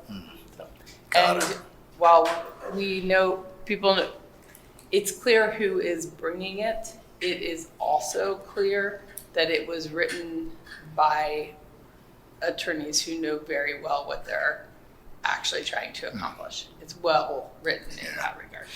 Got it. Other questions? Ashley?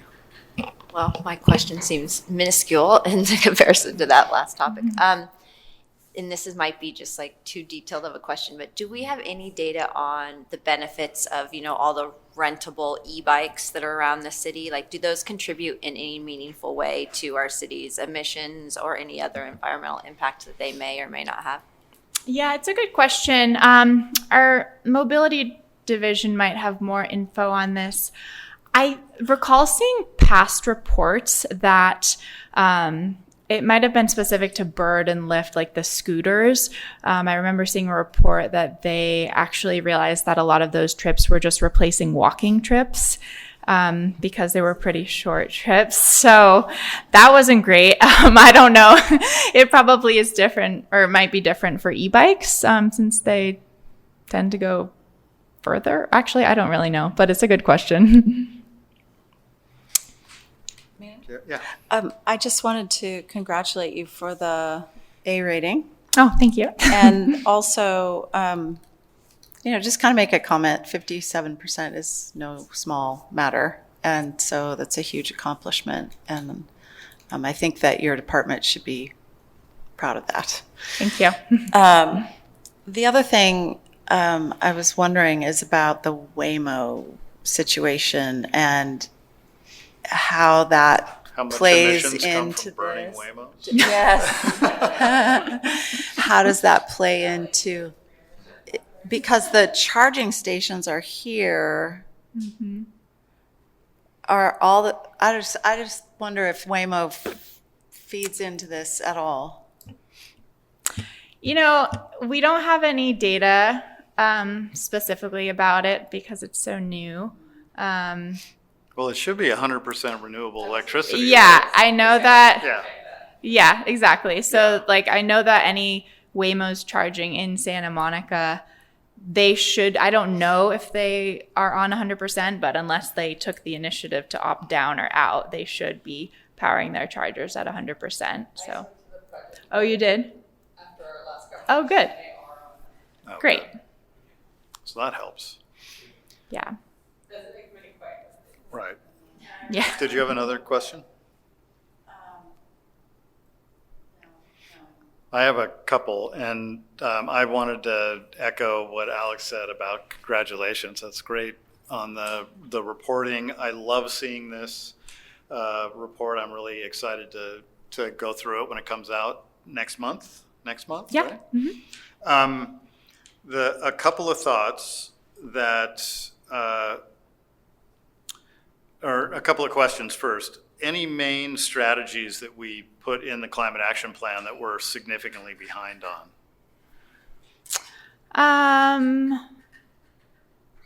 That's a good question. The big ones. I don't want to put you on the spot if you don't remember. I mean, we'll look at it. I mean, I'll go through it and pull it up. But I'm assuming you're looking at, here's all the stuff we've done great at. Mm-hmm. I'd like to hear where we're not doing great, because I think that's one thing that this group can advocate for to council to help push those forward if they're lingering. So highlight those for us if you can. Sure. Are you planning to, this is a 5-year report, are we planning to update the climate action plan, or just this is a report saying here's where we're at and we're going to continue implementing with the same goals and everything? Is that kind of what we're doing? Mm-hmm. That's our. So it sounds like, due to a variety of things, based on if we are implementing all the stuff we want to implement, we're not going to meet our targets.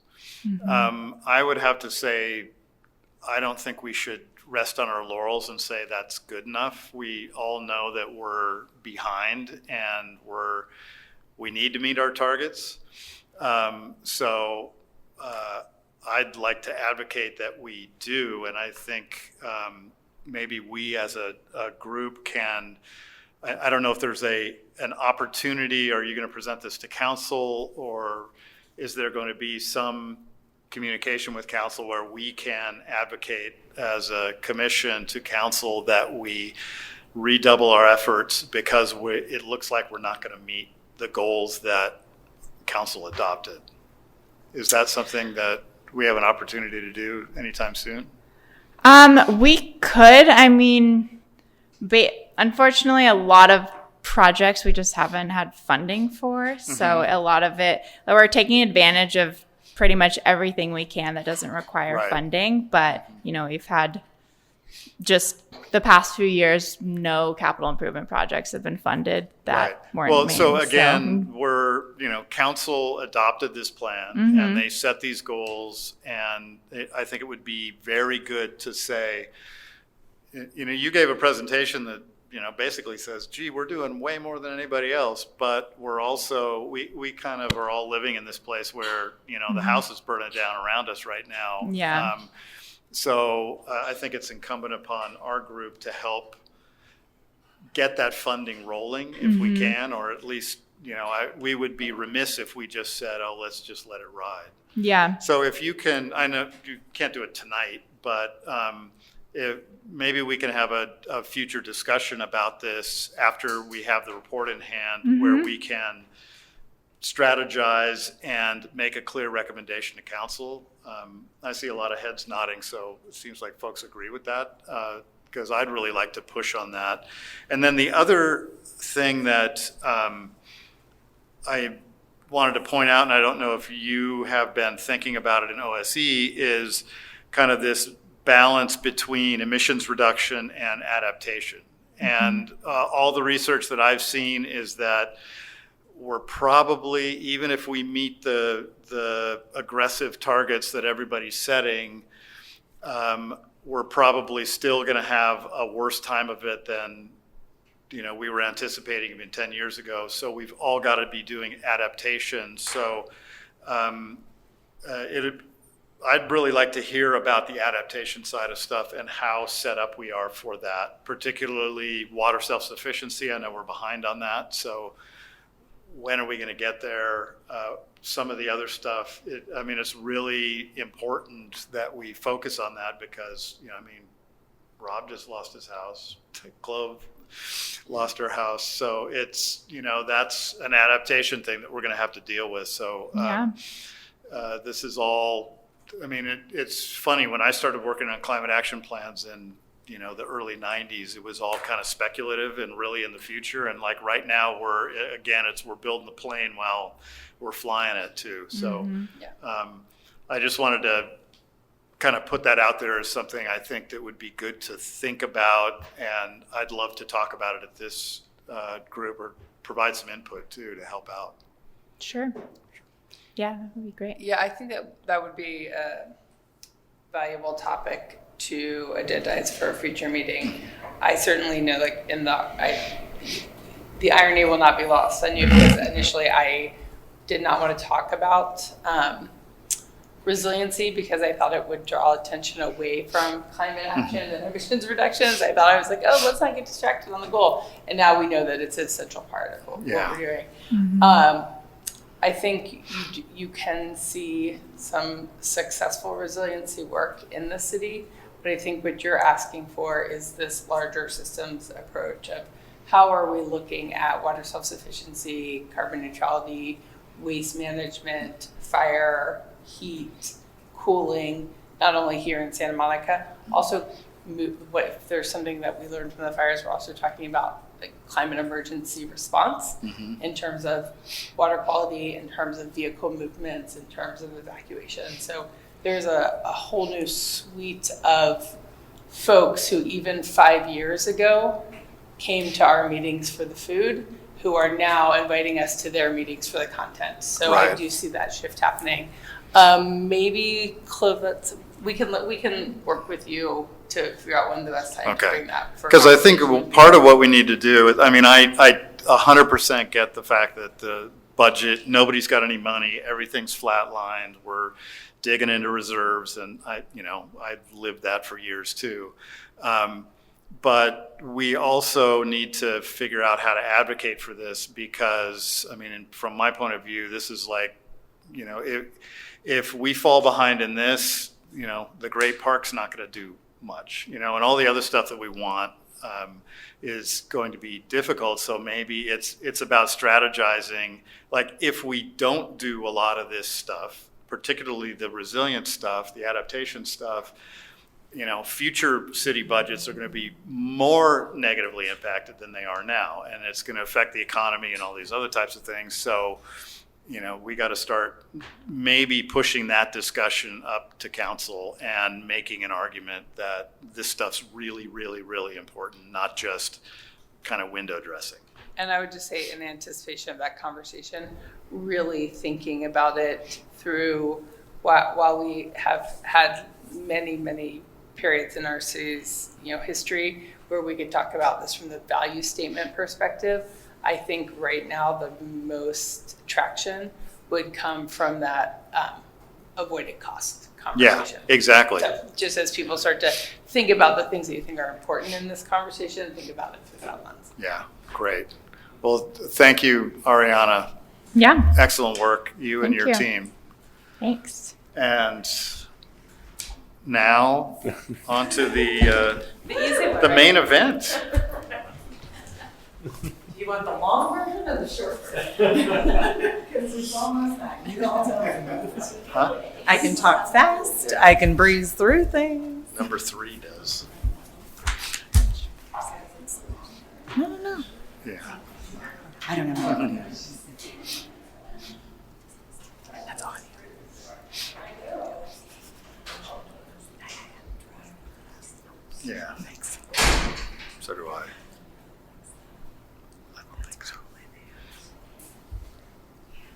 All right, there we go. Great. Yeah, give him this. Yeah. Do we need a yoga moment? Everyone have a Zen section. Yeah. Do some high knees. Do we have a time that we're cut off here? 10 o'clock. We have an hour and 5 minutes. Okay. There we go. I'll try to make it not that long. We believe in you, Amber. There we go. I don't want to wait for the other two. Yeah, wait for that. Okay. I'll skip some of the upfront stuff. Okay. I'll Well, while we're waiting, how many people here have what do you call it? The latest survey that's online. COMAP. The COMAP. How many people have done the COMAP survey? Yay! Yeah. How many people enjoyed that process? It is so fascinating. It was. I wish I had 4 or 5 hours to sit with it and like a big double screen computer to do it. Yeah. And it would have been good. But it was a great opportunity to provide detailed feedback on certain areas. And I felt like I could have spent hours and hours and hours, but I didn't have hours and hours and hours. So anyway, it's good. It's good Can that I make lots one of little folks have comment done on it? I think it kind of maybe excluded some people from seeing it all the way through when they were doing it. Like some people might have given up or been confused with certain things. I've gotten presentations on it, and I was still at times like double checking to make sure I was actually submitting what I actually wanted to represent my response to reflect. So that's the only comment. But thank you for its thoroughness. I appreciate it. I would be curious to see the rate of drop off, because don't you usually get that in survey analytics? Yeah. We do, but because it's a different type, I guess we could see probably what's the average number of pins that people dropped, right? And is there they max out at once you hit 10, you're done, or I don't know, but we can ask that for sure. Yeah. I got to about 10 on each one. There you go. Yeah, so. Well, we thought about saying you can make like giving people a maximum. Right. But then it was like, well, some people want to say a lot of things and some people want to say 2 things. Right. So we'll keep trying. With that, my name is Amber Roshane. I'm a principal design and planning manager with Public Works and Architecture Services. We also have Tony here tonight, who you heard from earlier. So all of our work ties together, which is really great. What we're going to go over tonight, I'm going to do a really brief project overview because I think all of you have seen almost all of those slides before. We'll go over the 3A engagement, the layers survey, how that fed into the 3 scenarios, and then go through the 3 scenarios and then talk about next steps. So thank you for having us here. All right, so this is the airport, 192 acres. It's the whole outside black line.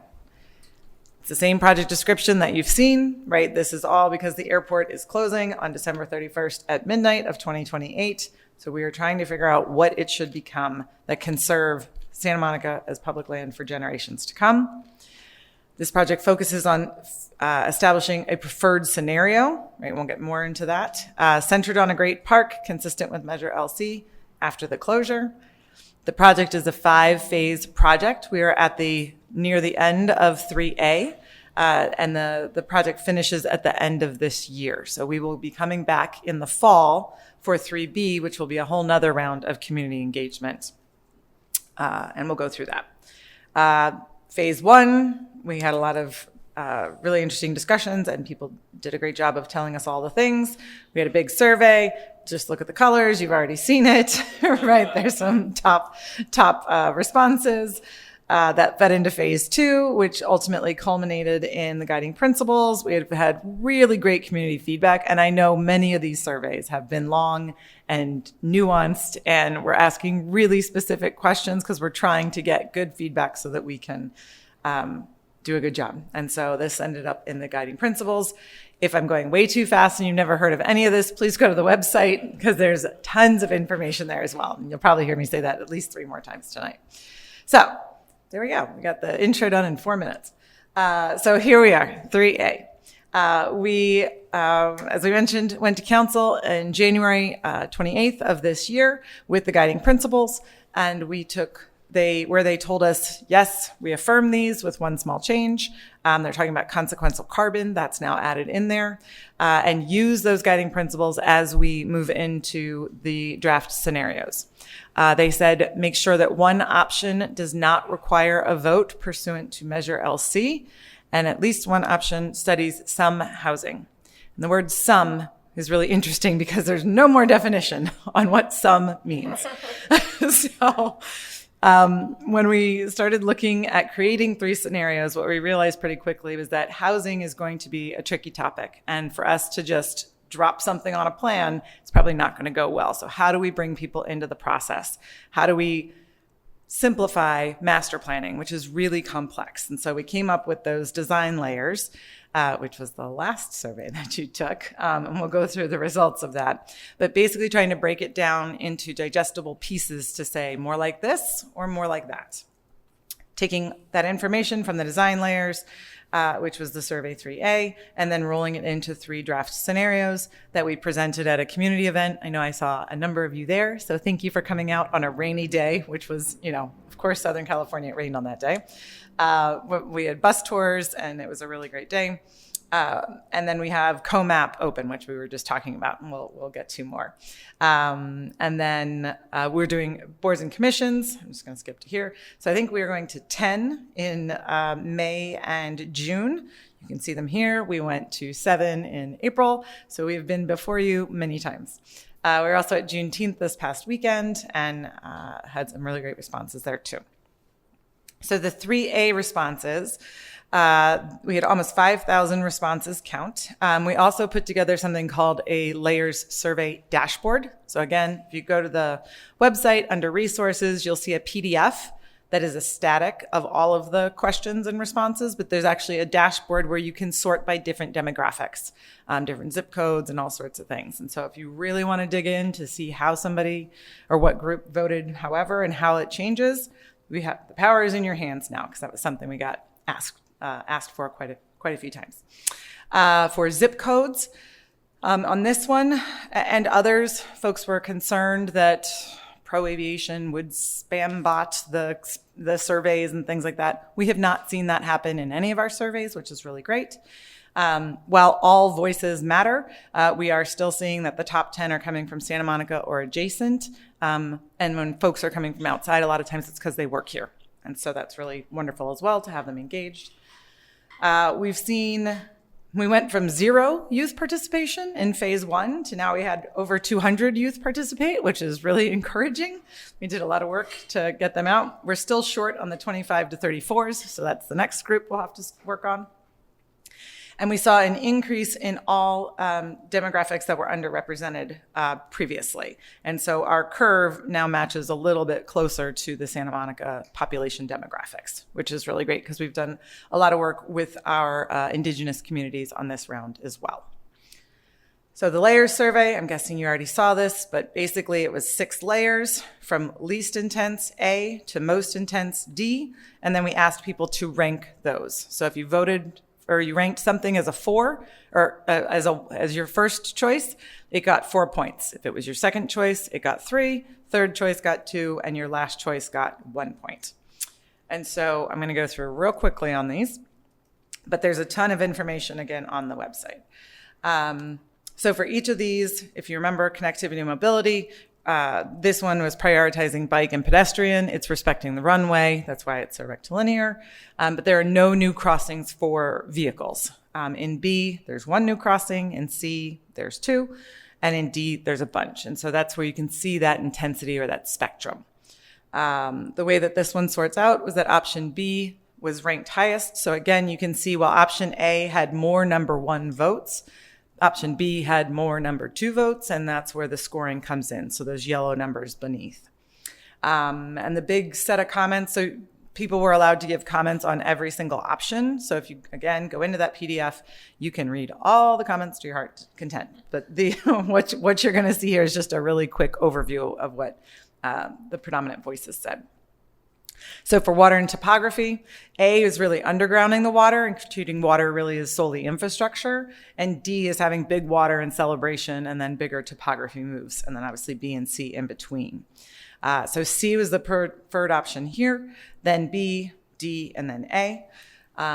And really looking at the aesthetic value, recreation value, ecological value, and how are we pulling that forward for this layer. The ecology and passive uses, again, A being the least, D being the most. B was the preferred option here. B, C, D, A. And questions around this one really were, how do you balance this with the next layer, which is active park uses, which is not surprising. That's kind of where we thought, where you have that tension, right? If you voted D in one, you probably didn't vote D in the other one because there's not enough space for all of that. But trying to get to how much of what types of things. So active park uses has option B, then A, C, and D. And most of these, again, were also around how are we being equitable to our access to active recreation and balancing that with our passive recreation. Then the housing layer. So this is the one we got the most comments on by almost double. So while it's not that more people answered these questions, it was just the comments on each option had almost double the number of comments. And again, you can see that in the PDF. And it's not surprising, right? This is the first time that we've talked about housing in any meaningful capacity on this project. And there are a lot of ways to go about it. There's a lot of nuance. There's a lot of density and height and use and type and typologies, and is it mid-rise or low-rise or high-rise? But that was a lot to jump into as a first foray. And so what we did was we're just talking about locations and how many locations. So are any of these locations acceptable? Are any number of them? Or do you like some locations over others? And knowing that we needed to have a no vote option, that's what A is, right? A has no housing in it. And then we're going to go through. So go ahead. Oh, the way it sorts through is A, B, C, D. It's the only layer that actually goes in.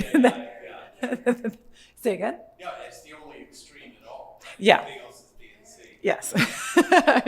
And so while, we are always very clear to say in phase 1 and 2, right, housing remains a very contentious topic.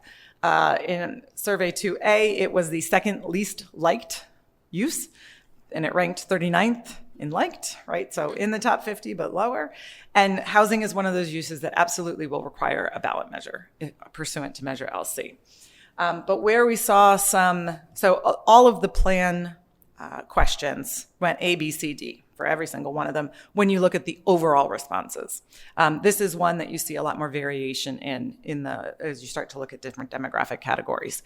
But as you look at the questions that we asked that were text questions, you do get, so there's one that's not on here because it just didn't fit on the page, but 2 of them say 46 or 47% support no housing.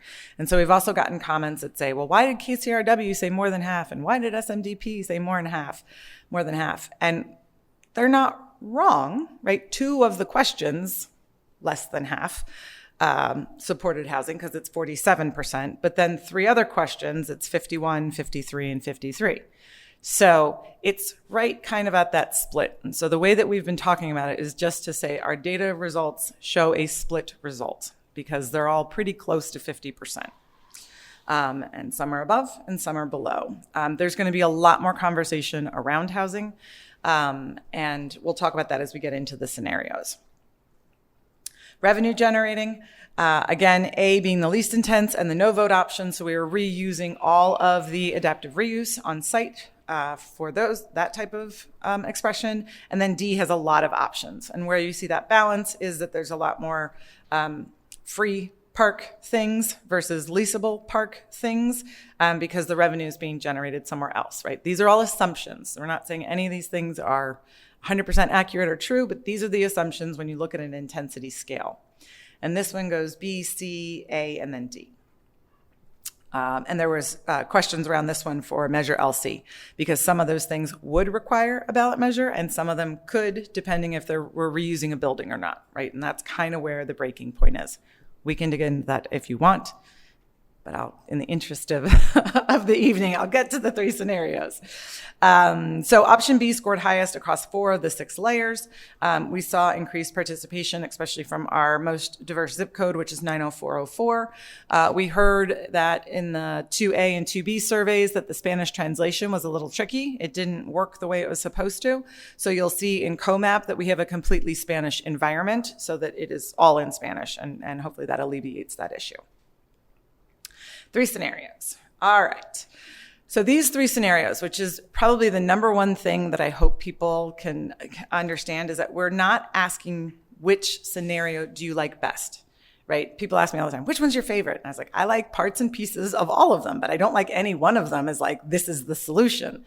And that's intentional, right? Because even from the beginning of this project, we knew that we were not going to ask which scenario do you like, and then that's the one that wins. It was what parts and pieces do you like? So as we looked at that layers survey, what are the things that resonated with folks, and how do they get woven with other layers together, and what does that look like?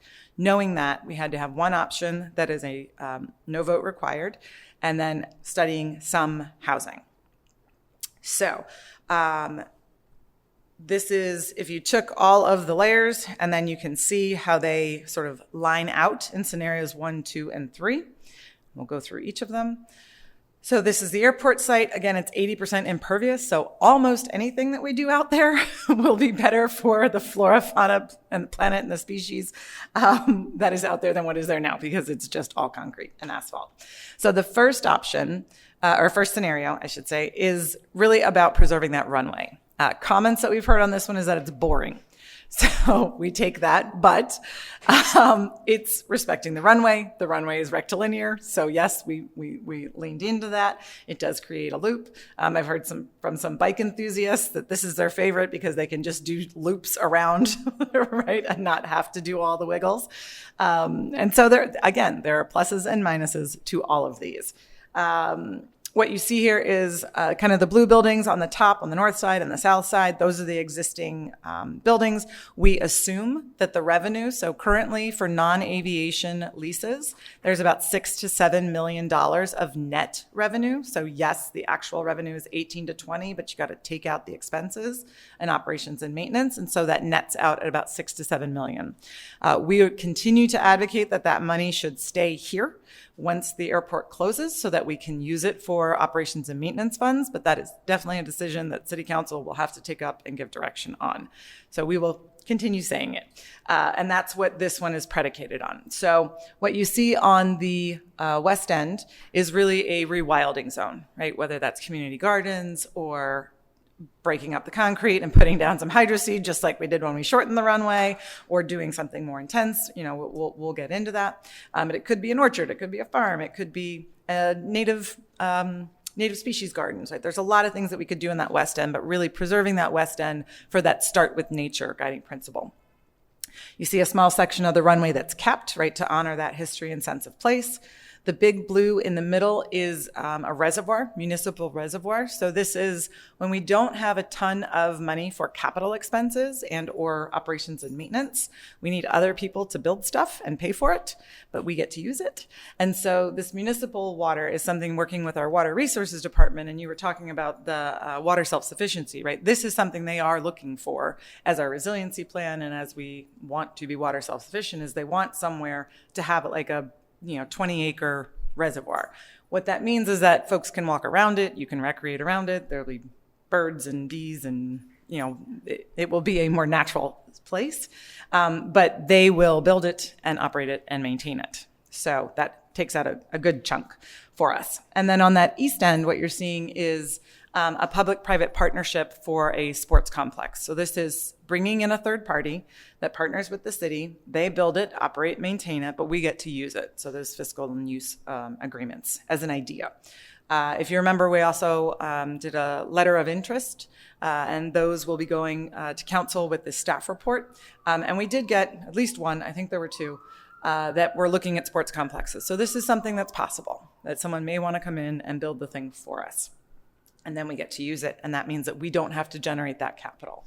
And so this capital strategy, right, it would rely on park and sustainability grants, philanthropy, working with the state on, right, we've talked about Prop 4 money and all sorts of things. So we're trying to explore a lot of different ways to generate money that can be used throughout the schemes, but in particular this one, we've got to pay attention to those things. We're also looking at enhanced infrastructure financing districts, climate resilient districts, and community facility districts. So a lot of ways to get other sources of funding and knowing that the general fund is not going to be able to support this. So we started with very high level financing discussions, right? One of the fundamental tenets of this project is that it has to be self-sustaining. That was one of the other things that council said, don't show us things that we can't afford. And so here, what we're showing is the basic idea of a capital stack and an operating stack. As we get to council, we will have more information. And then certainly as we get into a preferred scenario, we'll have even more detailed information. And so more and more will be coming out. So again, for scenario 2, or that's where we are for 1. So scenario 2, weaving park and community, takes a very different approach. So here you see that kind of weaving water.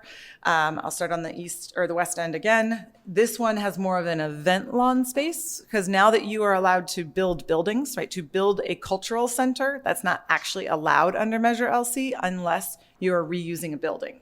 If you're an existing building and you're cultural, that's fine. But to build a new one, that's where it gets a little tricky. And so exploring on that west end, if we had that cultural center or event center that overlooks, great view of the ocean and really sort of lean into generating revenue through events. As you come across in the center there, this one is also, I think Zena was the one that was talking about this one. This is the 20,000 seat amphitheater that, yes, we've talked to a number of different parks in our area. One of the ways that they do it is to have 4 events a year, big events. Theirs are actually 25,000. And then that pays for the rest of the free programming for the whole year. Is that a good idea? Is that a bad idea? Right? That's the type of thing that we're trying to explore with this. As you create that destination, you'll see a transit hub, kind of blue dot in the middle there. I wonder if my cursor works. Maybe not. So people can drop off. We're not saying that everyone has to drive. As you continue east, there's a smaller lake. And what that is, or pond, what that's connecting to is underneath the green area on the east end. That is a water treatment plant. So picture SWIP 2 type thing, because there's a big trunk line that runs down Bundy. And so if we can divert water like we do here, treat it up to that potable standard like we do here, we might be able to even become a water exporter, right? So this is, again, playing into that water resiliency strategy and having Santa Monica be able to self-sustain on that. And then the pond is a smaller, but it's more of like a relief tank for them. So again, you can't get in the water, but you can get next to the water. And this one has a little bit more morphic shape.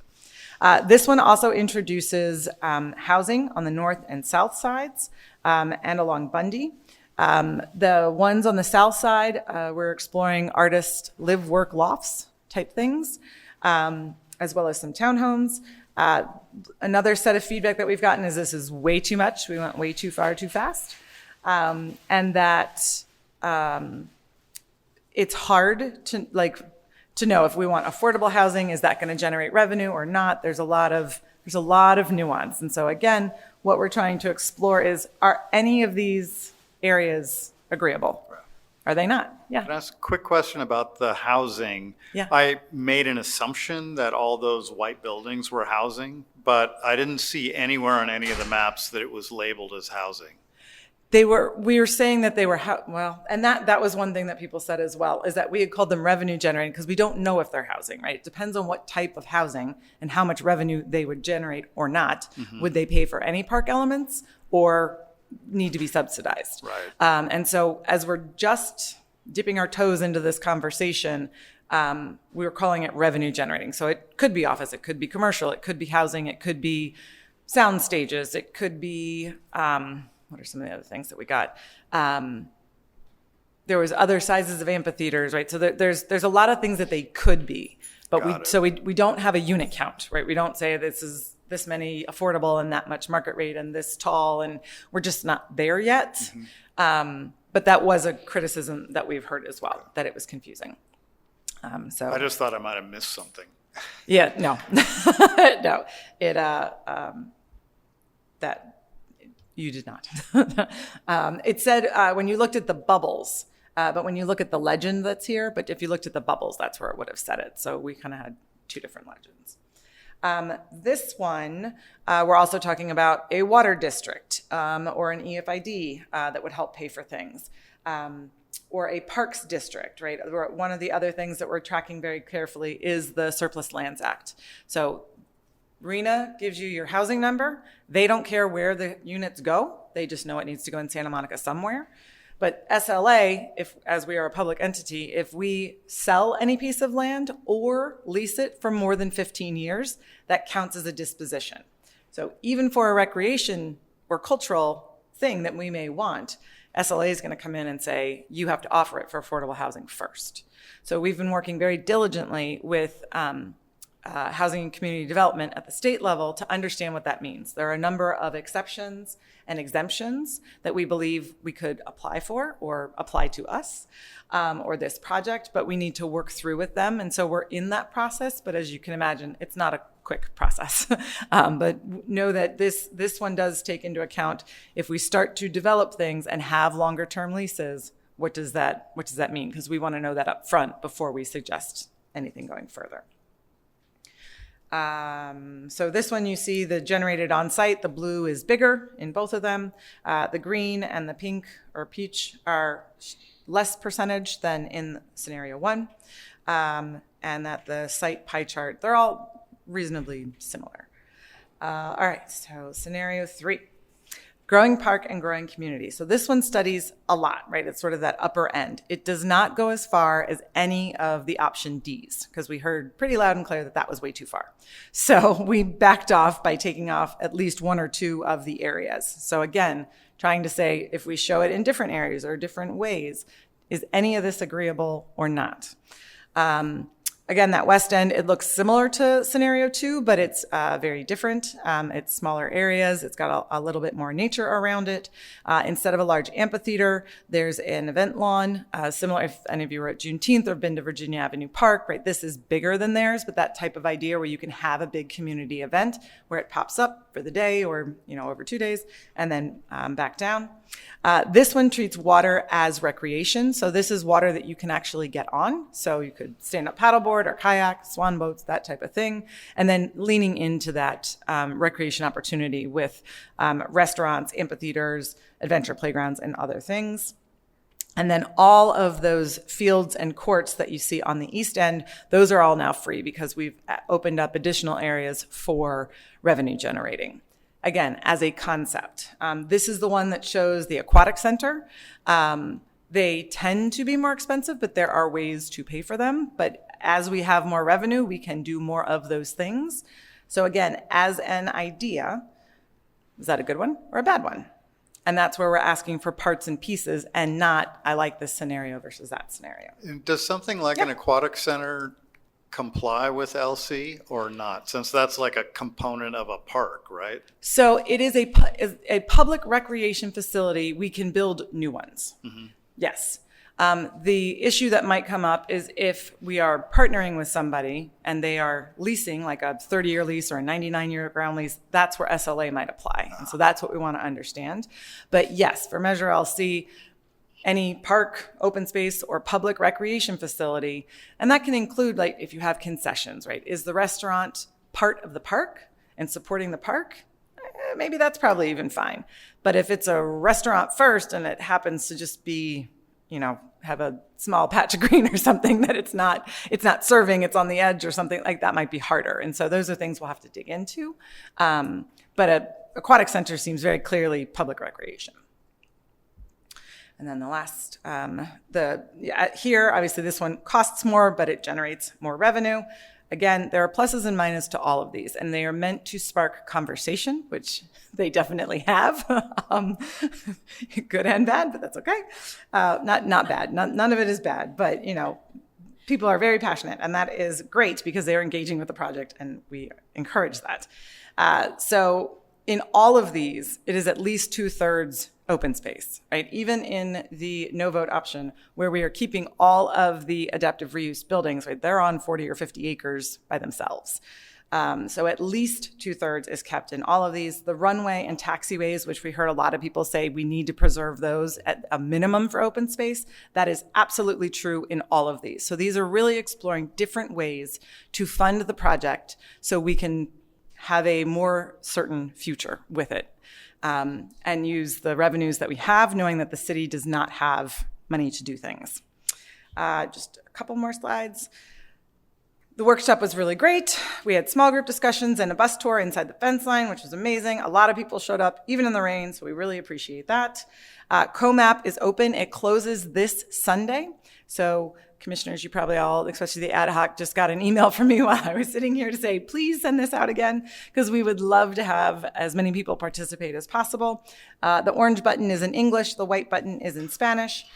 You can go, one thing that we've been telling people is you go to the Learn and Engage tab. That's where you can get the PDFs of the actual scenarios. So that might be easier than trying to zoom back and forth, because we heard that was also tricky as well.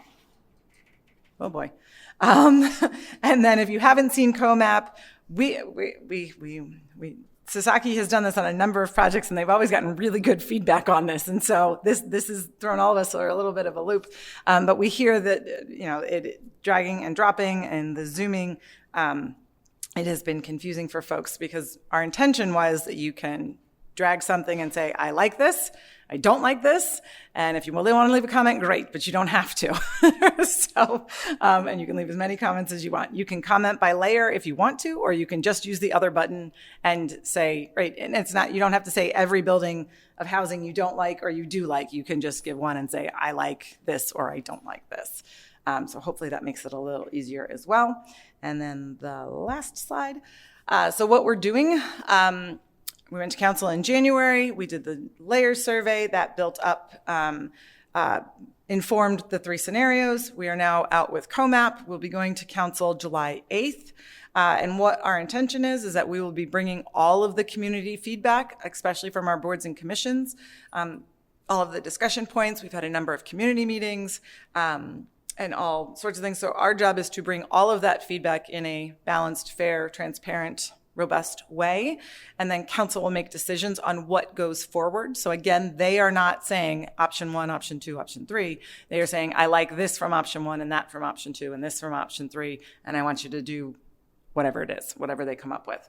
And then in July, hopefully that night, they will give us that direction to develop a preferred scenario, which will be a new hybrid option. And then we will come back in the fall with that, and then you'll see us again, because there'll be a whole nother round. And we have heard on this one that this was just, many of the surveys were just too complicated. And so how do we, Tony's done a great job with the park needs assessment and the Rec and Parks vision plan. And how do we get to simple questions that are meaningful, that are accessible for people to answer in a variety of ways. And so we are learning at every step. We thank you for your patience with us and inviting us multiple times to come talk to you about this. But it is a really impactful project that, will set a vision for the city for generations. I mean, this is a 100, 200, 500-year project. We're never going to get to do this again. So we take that very seriously. And thank you for your time tonight. So again, COMAP closes Sunday. We'll go to council the 8th. And thank you. Any questions? Thank you, Amber.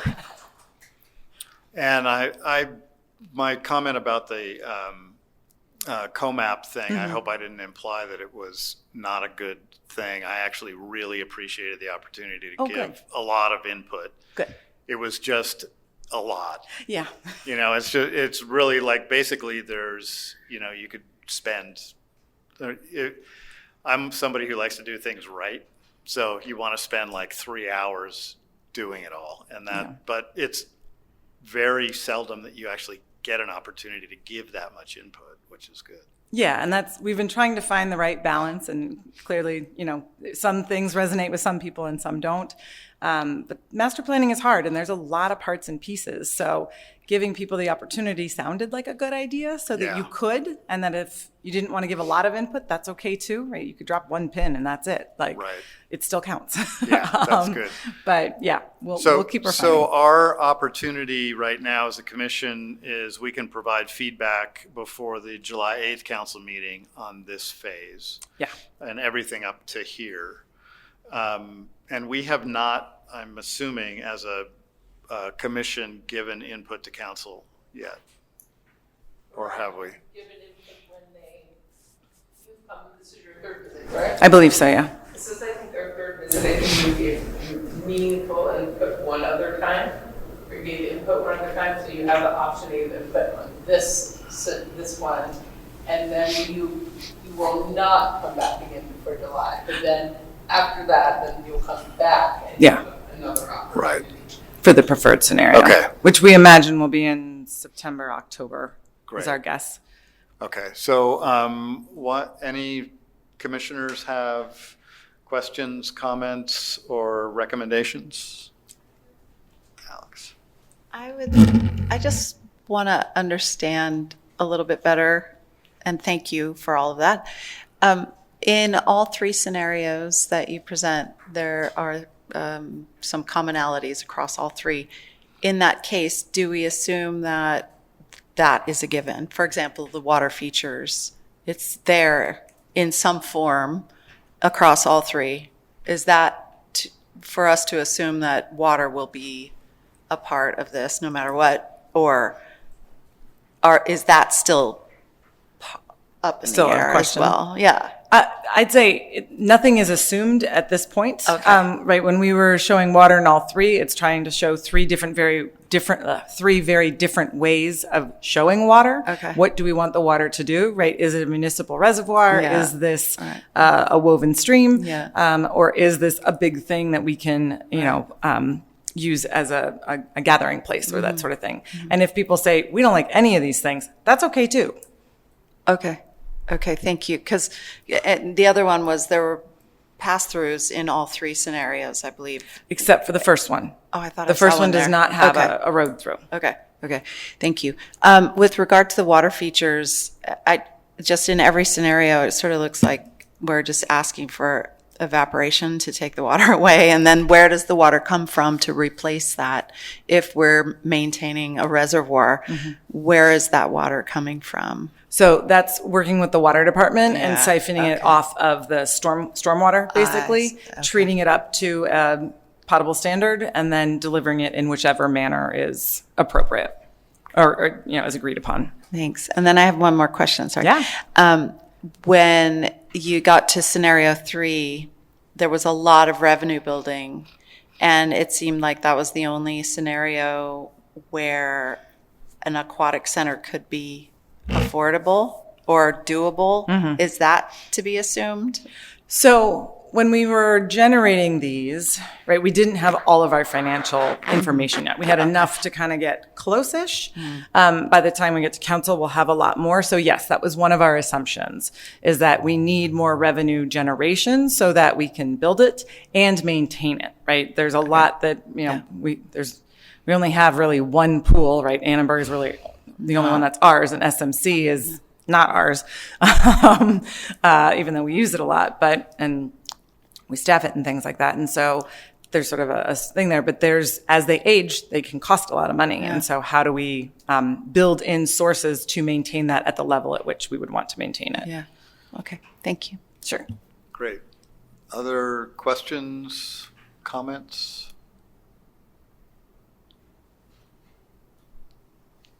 None. Everyone's tired. Right. Well, originally we were trying to schedule 2 meetings, or we were supposed to be at 2 meetings. So it was like, so thank you. Well, I have a recommendation for the commission that I'd like to make, which is that we make a statement to council on behalf of the commission at this phase, since we haven't weighed in yet.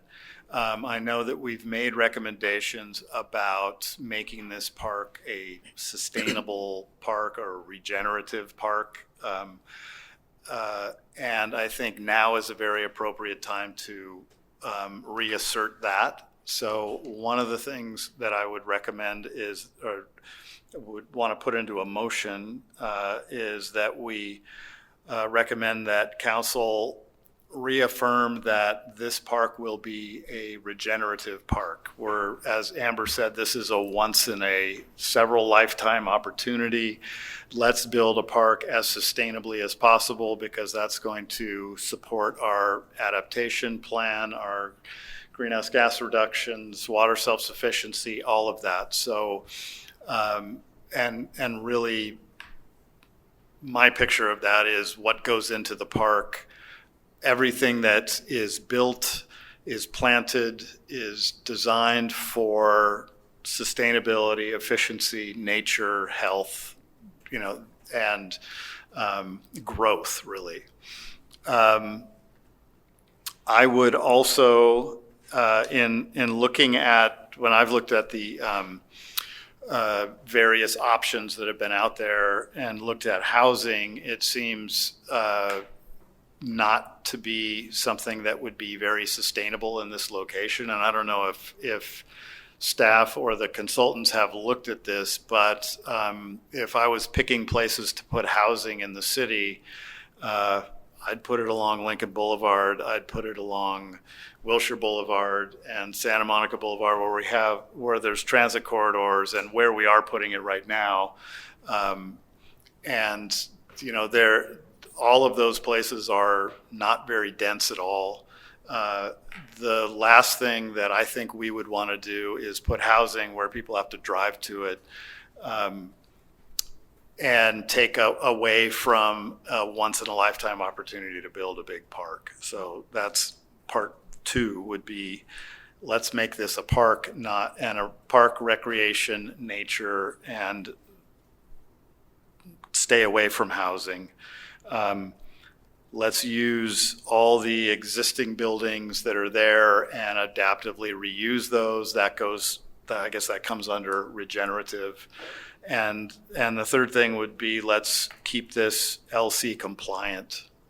And the reason why I'm proposing that is that it sounds like getting away from LC compliant gets,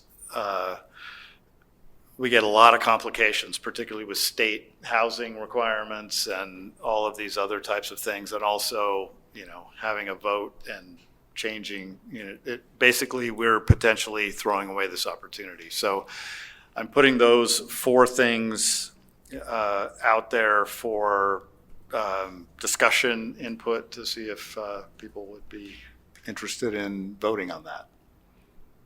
Can I add So- one tiny thing? Yeah. In that, so, and the words get mushed around a lot, but it's not LC compliant, just to be very accurate. Right. It doesn't require a vote pursuant to Measure LC. Got it. Because LC it says until people, so anything is compliant, but I think what you mean is that it doesn't require another vote. Right. So right. just, yeah.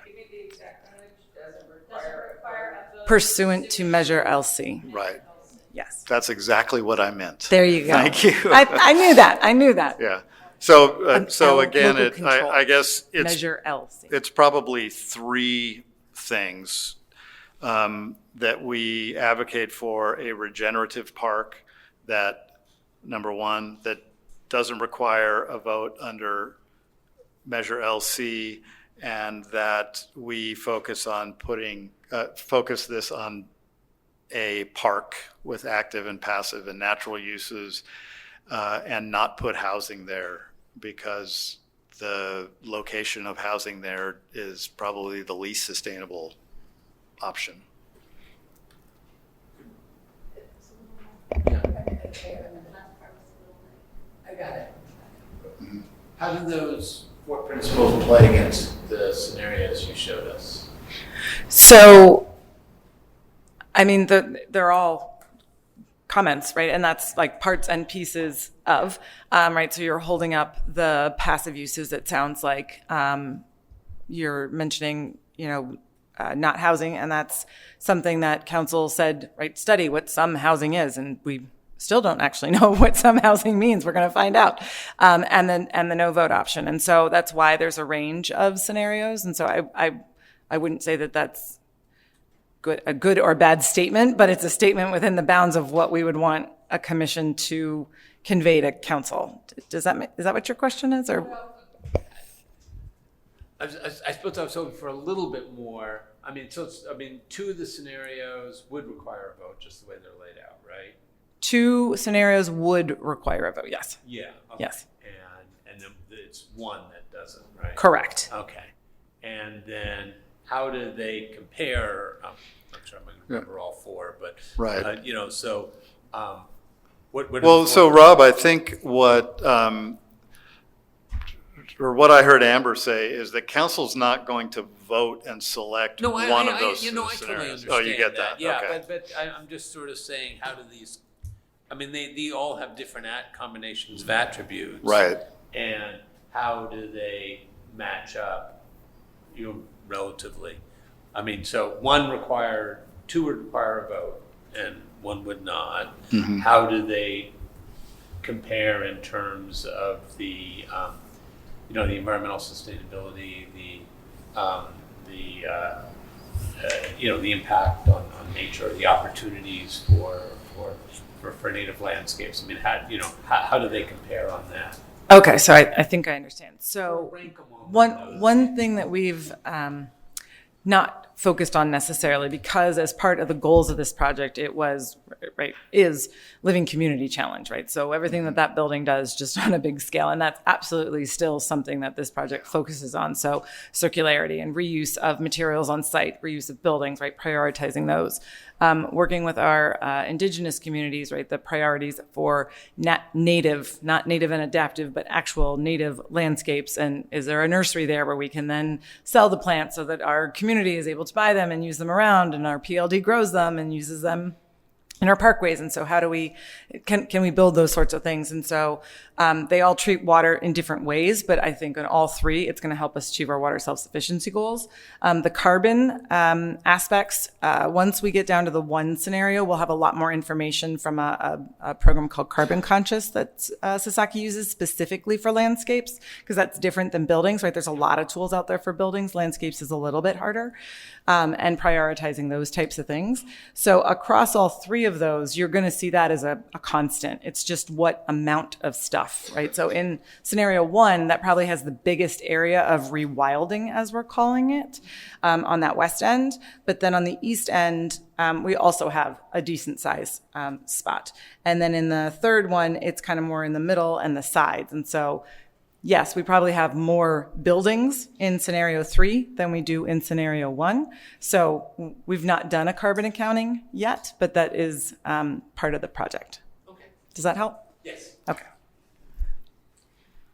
Yeah, and I guess my intention with this, I'm not necessarily advocating for any one of the, I'm kind of seeing these things, a regenerative park. I think it would be good for us to formally recommend to council that we do this to back up what Amber and the team are intending to do anyway, it sounds like, and I've been hearing that, but now sounds like a good time to reinforcing, kind of reinforce reminding, that. all of those things. Yeah, and then the other two are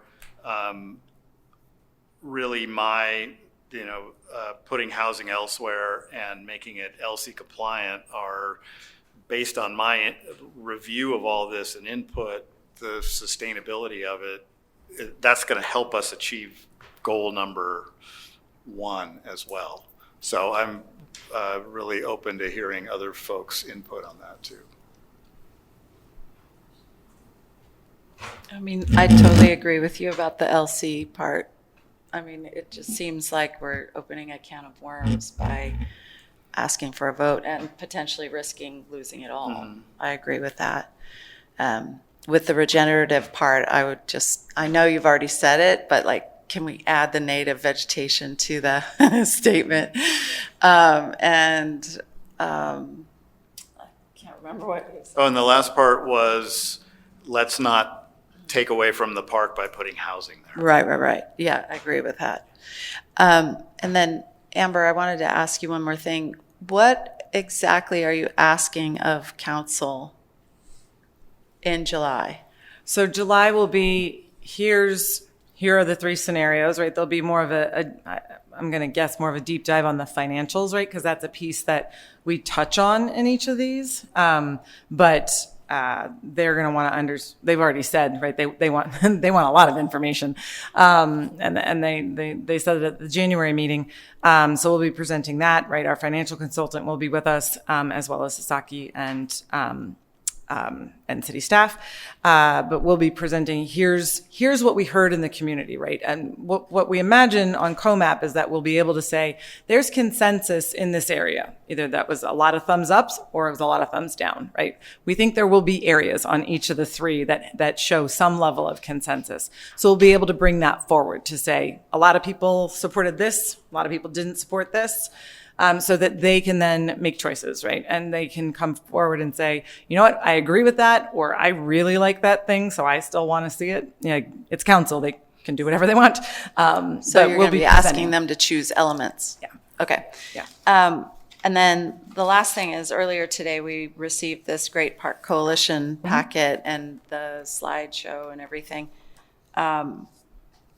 Is that something that you are paying attention to? Okay. Yes. Okay. Yeah, we have a number of community groups that have reached out and have wanted to provide input, or right. Many folks will come to different commission meetings and speak and provide those sorts of things. So we've seen quite a bit of them. Great. Other discussion? I've only been to one of the previous meetings that I know you've been at, so I don't recall if the airport emissions are factored into our city emissions. They are. So when this goes, will there be gains from that, from the removal? Yes, there will be. And were those factored into the projections that we were? 3%, correct? Yeah. I think it's Or 3%. 2%. I think it's 3% now. That is lower than. Yeah. Okay, so So we'll gain 3 to 5%. we will gain a 5% reduction. Okay. When the park closes. And then my question is for surrounding city infrastructure. Does that support all three scenarios? Whether that's, So there's different, in each of them, we show municipal facilities to support the park, right? If we have a 150-acre park, right, if we're keeping all the existing buildings, that's double our park right now. So 130 acres, give or take, is our current acreage. If we double that, we're gonna need people to maintain it, and so things like that. So infrastructure that would support the park, certainly our public landscape. There's going to generate, our material in different areas, right? So there's a number of city staff functions, operations, and maintenance that will need to support it. And so that's being taken into account as well. I think it's noted on all three of them. Is there any scenario that financially funds a good chunk of the cost of this, like full stop? I'm assuming no. Like how are we factoring in? What is it realistic for us to be thinking that our city can afford some of these things that have less funding mechanisms on site? Sure.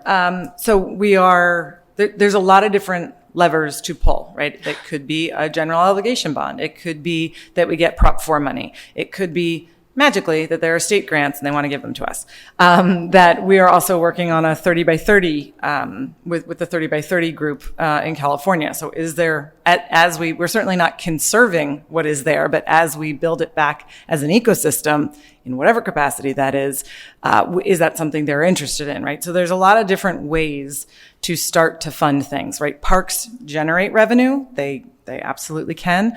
There's a lot of people who are interested, right? Those public-private partnerships, do any of those make sense? Do we want to explore any of those further so that we can get more information, right? Right now, basically all we have is ideas.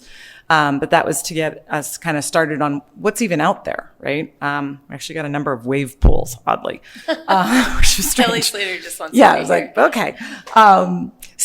There's a lot of things that we still have to explore, but like we were saying, the enhanced infrastructure financing districts, right, and working with financing because you have to bond against that, and there's all sorts of financial terms that I am not the expert on, but we're looking into a lot of them. But can I just make a point of clarification? I don't know where it is in your presentation, but it does talk about that in each of the scenarios where the funding comes from, and you'll see that the amenities and the amount of construction work and the investment is scaled to the at least projected revenue in each scenario. So each scenario is based on a general understanding of what could work, what is feasible given the projected revenue in that scenario. Does that make sense? Yes. Okay. Another question I have, and I'm in support of the no housing. I'm in line definitely with that. But in the case that housing, which very likely could move forward in this park, has there been conversations about, how many stories or any kind of limitations on how high these buildings can go? I mean, honestly, this picture frightened me a little bit when I think about Santa Monica turning into that. So if that's been any kind of discussion over, I still like to see the sun when I'm walking down the street. So I'm sure it would be nice to have a park that had sun. But has there been a conversation about any kind of height, like limitations on development? We've not tackled kind of that density or intensity of use, right? That's what comes in with a specific plan, a zoning plan, right? Okay. The general plan at this point just says it's public lands and that's it. So there's all of those things will have to get updated. What this project is really tasked with is figuring out what would we want. And so if, let's say, council does say, you know what, we want you to study housing just so we can understand it in this area or that area, whatever they end up saying, then we would start to bring back, okay, so if we want to do that, what does that look like? What does that mean, right? In the 3A survey, there was support for senior housing or workforce housing, right? And those are the two that we hear the most about right now. So maybe they want us to study that or not, and then we can bring back, okay, right now what we're seeing is this type of product, right? The interest rates still remain really high and all those sorts of things. And so we can bring that before them to consider, but we don't have that currently because we're still at any locations, one location, how many locations? And we're not to a height yet. So all these scenarios are still pretty flexible. Very. Very flexible. Okay, and I just want to say thank you. You must be an incredibly patient person. I don't know how you do it. I would like to, I think I saw your finger on the button, so I want to give you a chance to talk. And then I just want to do a time check that it's 9:51. And I think individually I've heard each of the commission members express support, but I haven't heard anyone move a motion. So I would like you to make your comment, and then I would like to see where you would like to get in terms of this motion, because you are coming up against the end of this room. Right. I actually hadn't commented on this yet. I personally would not feel comfortable speaking on the housing issue at this point in time. I would like to see more information about the revenue generating opportunities that housing could present and what opportunities it could open up in terms of those other great park features, and what it could get in the way of in terms of those other park features. I just don't feel like we're equipped with enough information. I don't feel like I'm equipped with enough information to say no at this point in time. I also feel like this is a really great packet of information, but it is from one group and one perspective. And I would appreciate, usually when these things go to council for public comment, you get a lot of information and they're getting their foot in the door quite early. And that's really great.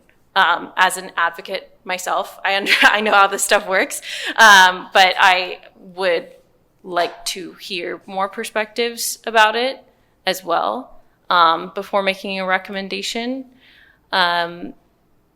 Yeah, I mean, I think that your team has done a really beautiful job with all three of these scenarios. I just wouldn't feel comfortable expressing an opinion on something that is so sensitive right now in Santa Monica. Okay, so we've all weighed in.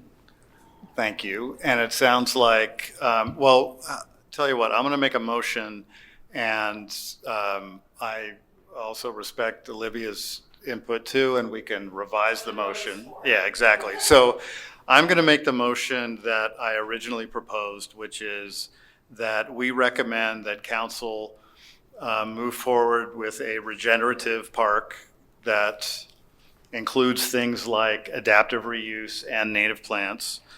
That is whatever the LC compliant language is that we discussed. Does not require a vote. And that recommending that we maximize its space as a park by not including housing, but focusing on putting housing elsewhere in more sustainable locations. I'll stop right there and say, is there a second? Second. Okay, so now we can have a hopefully quick discussion. And I just wanted to make a comment to Olivia and let you know why I'm specifically recommending no housing in the park. And it's because what we're talking about is a great park, and we're very park deficient.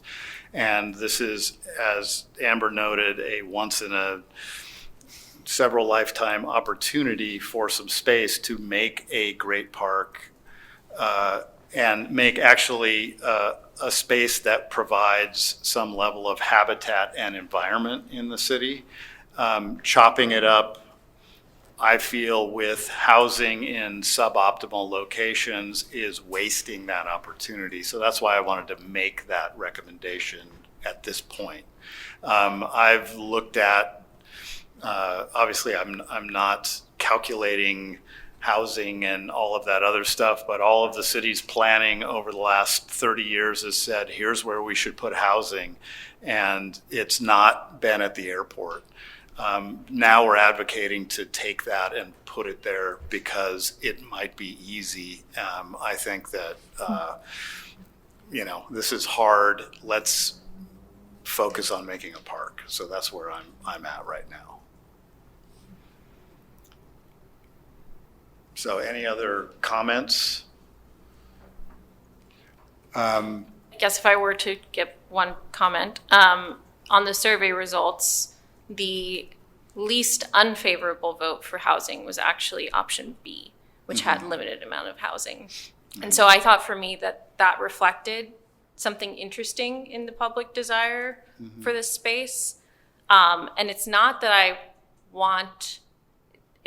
feel I definitively need to see housing in this park. It's just that I'm not sure. Gotcha. And can't say one way or the other right now. I understand. I think what could be an interesting follow-up to this is a case study on another urban park that faced a similar decision in their design process, and what they might have, if they maybe do two case studies, one that did include housing and one didn't, and how that ended up being implemented and what bumps in the road they might have faced. I think that would be an interesting follow-up, but yeah, that's okay.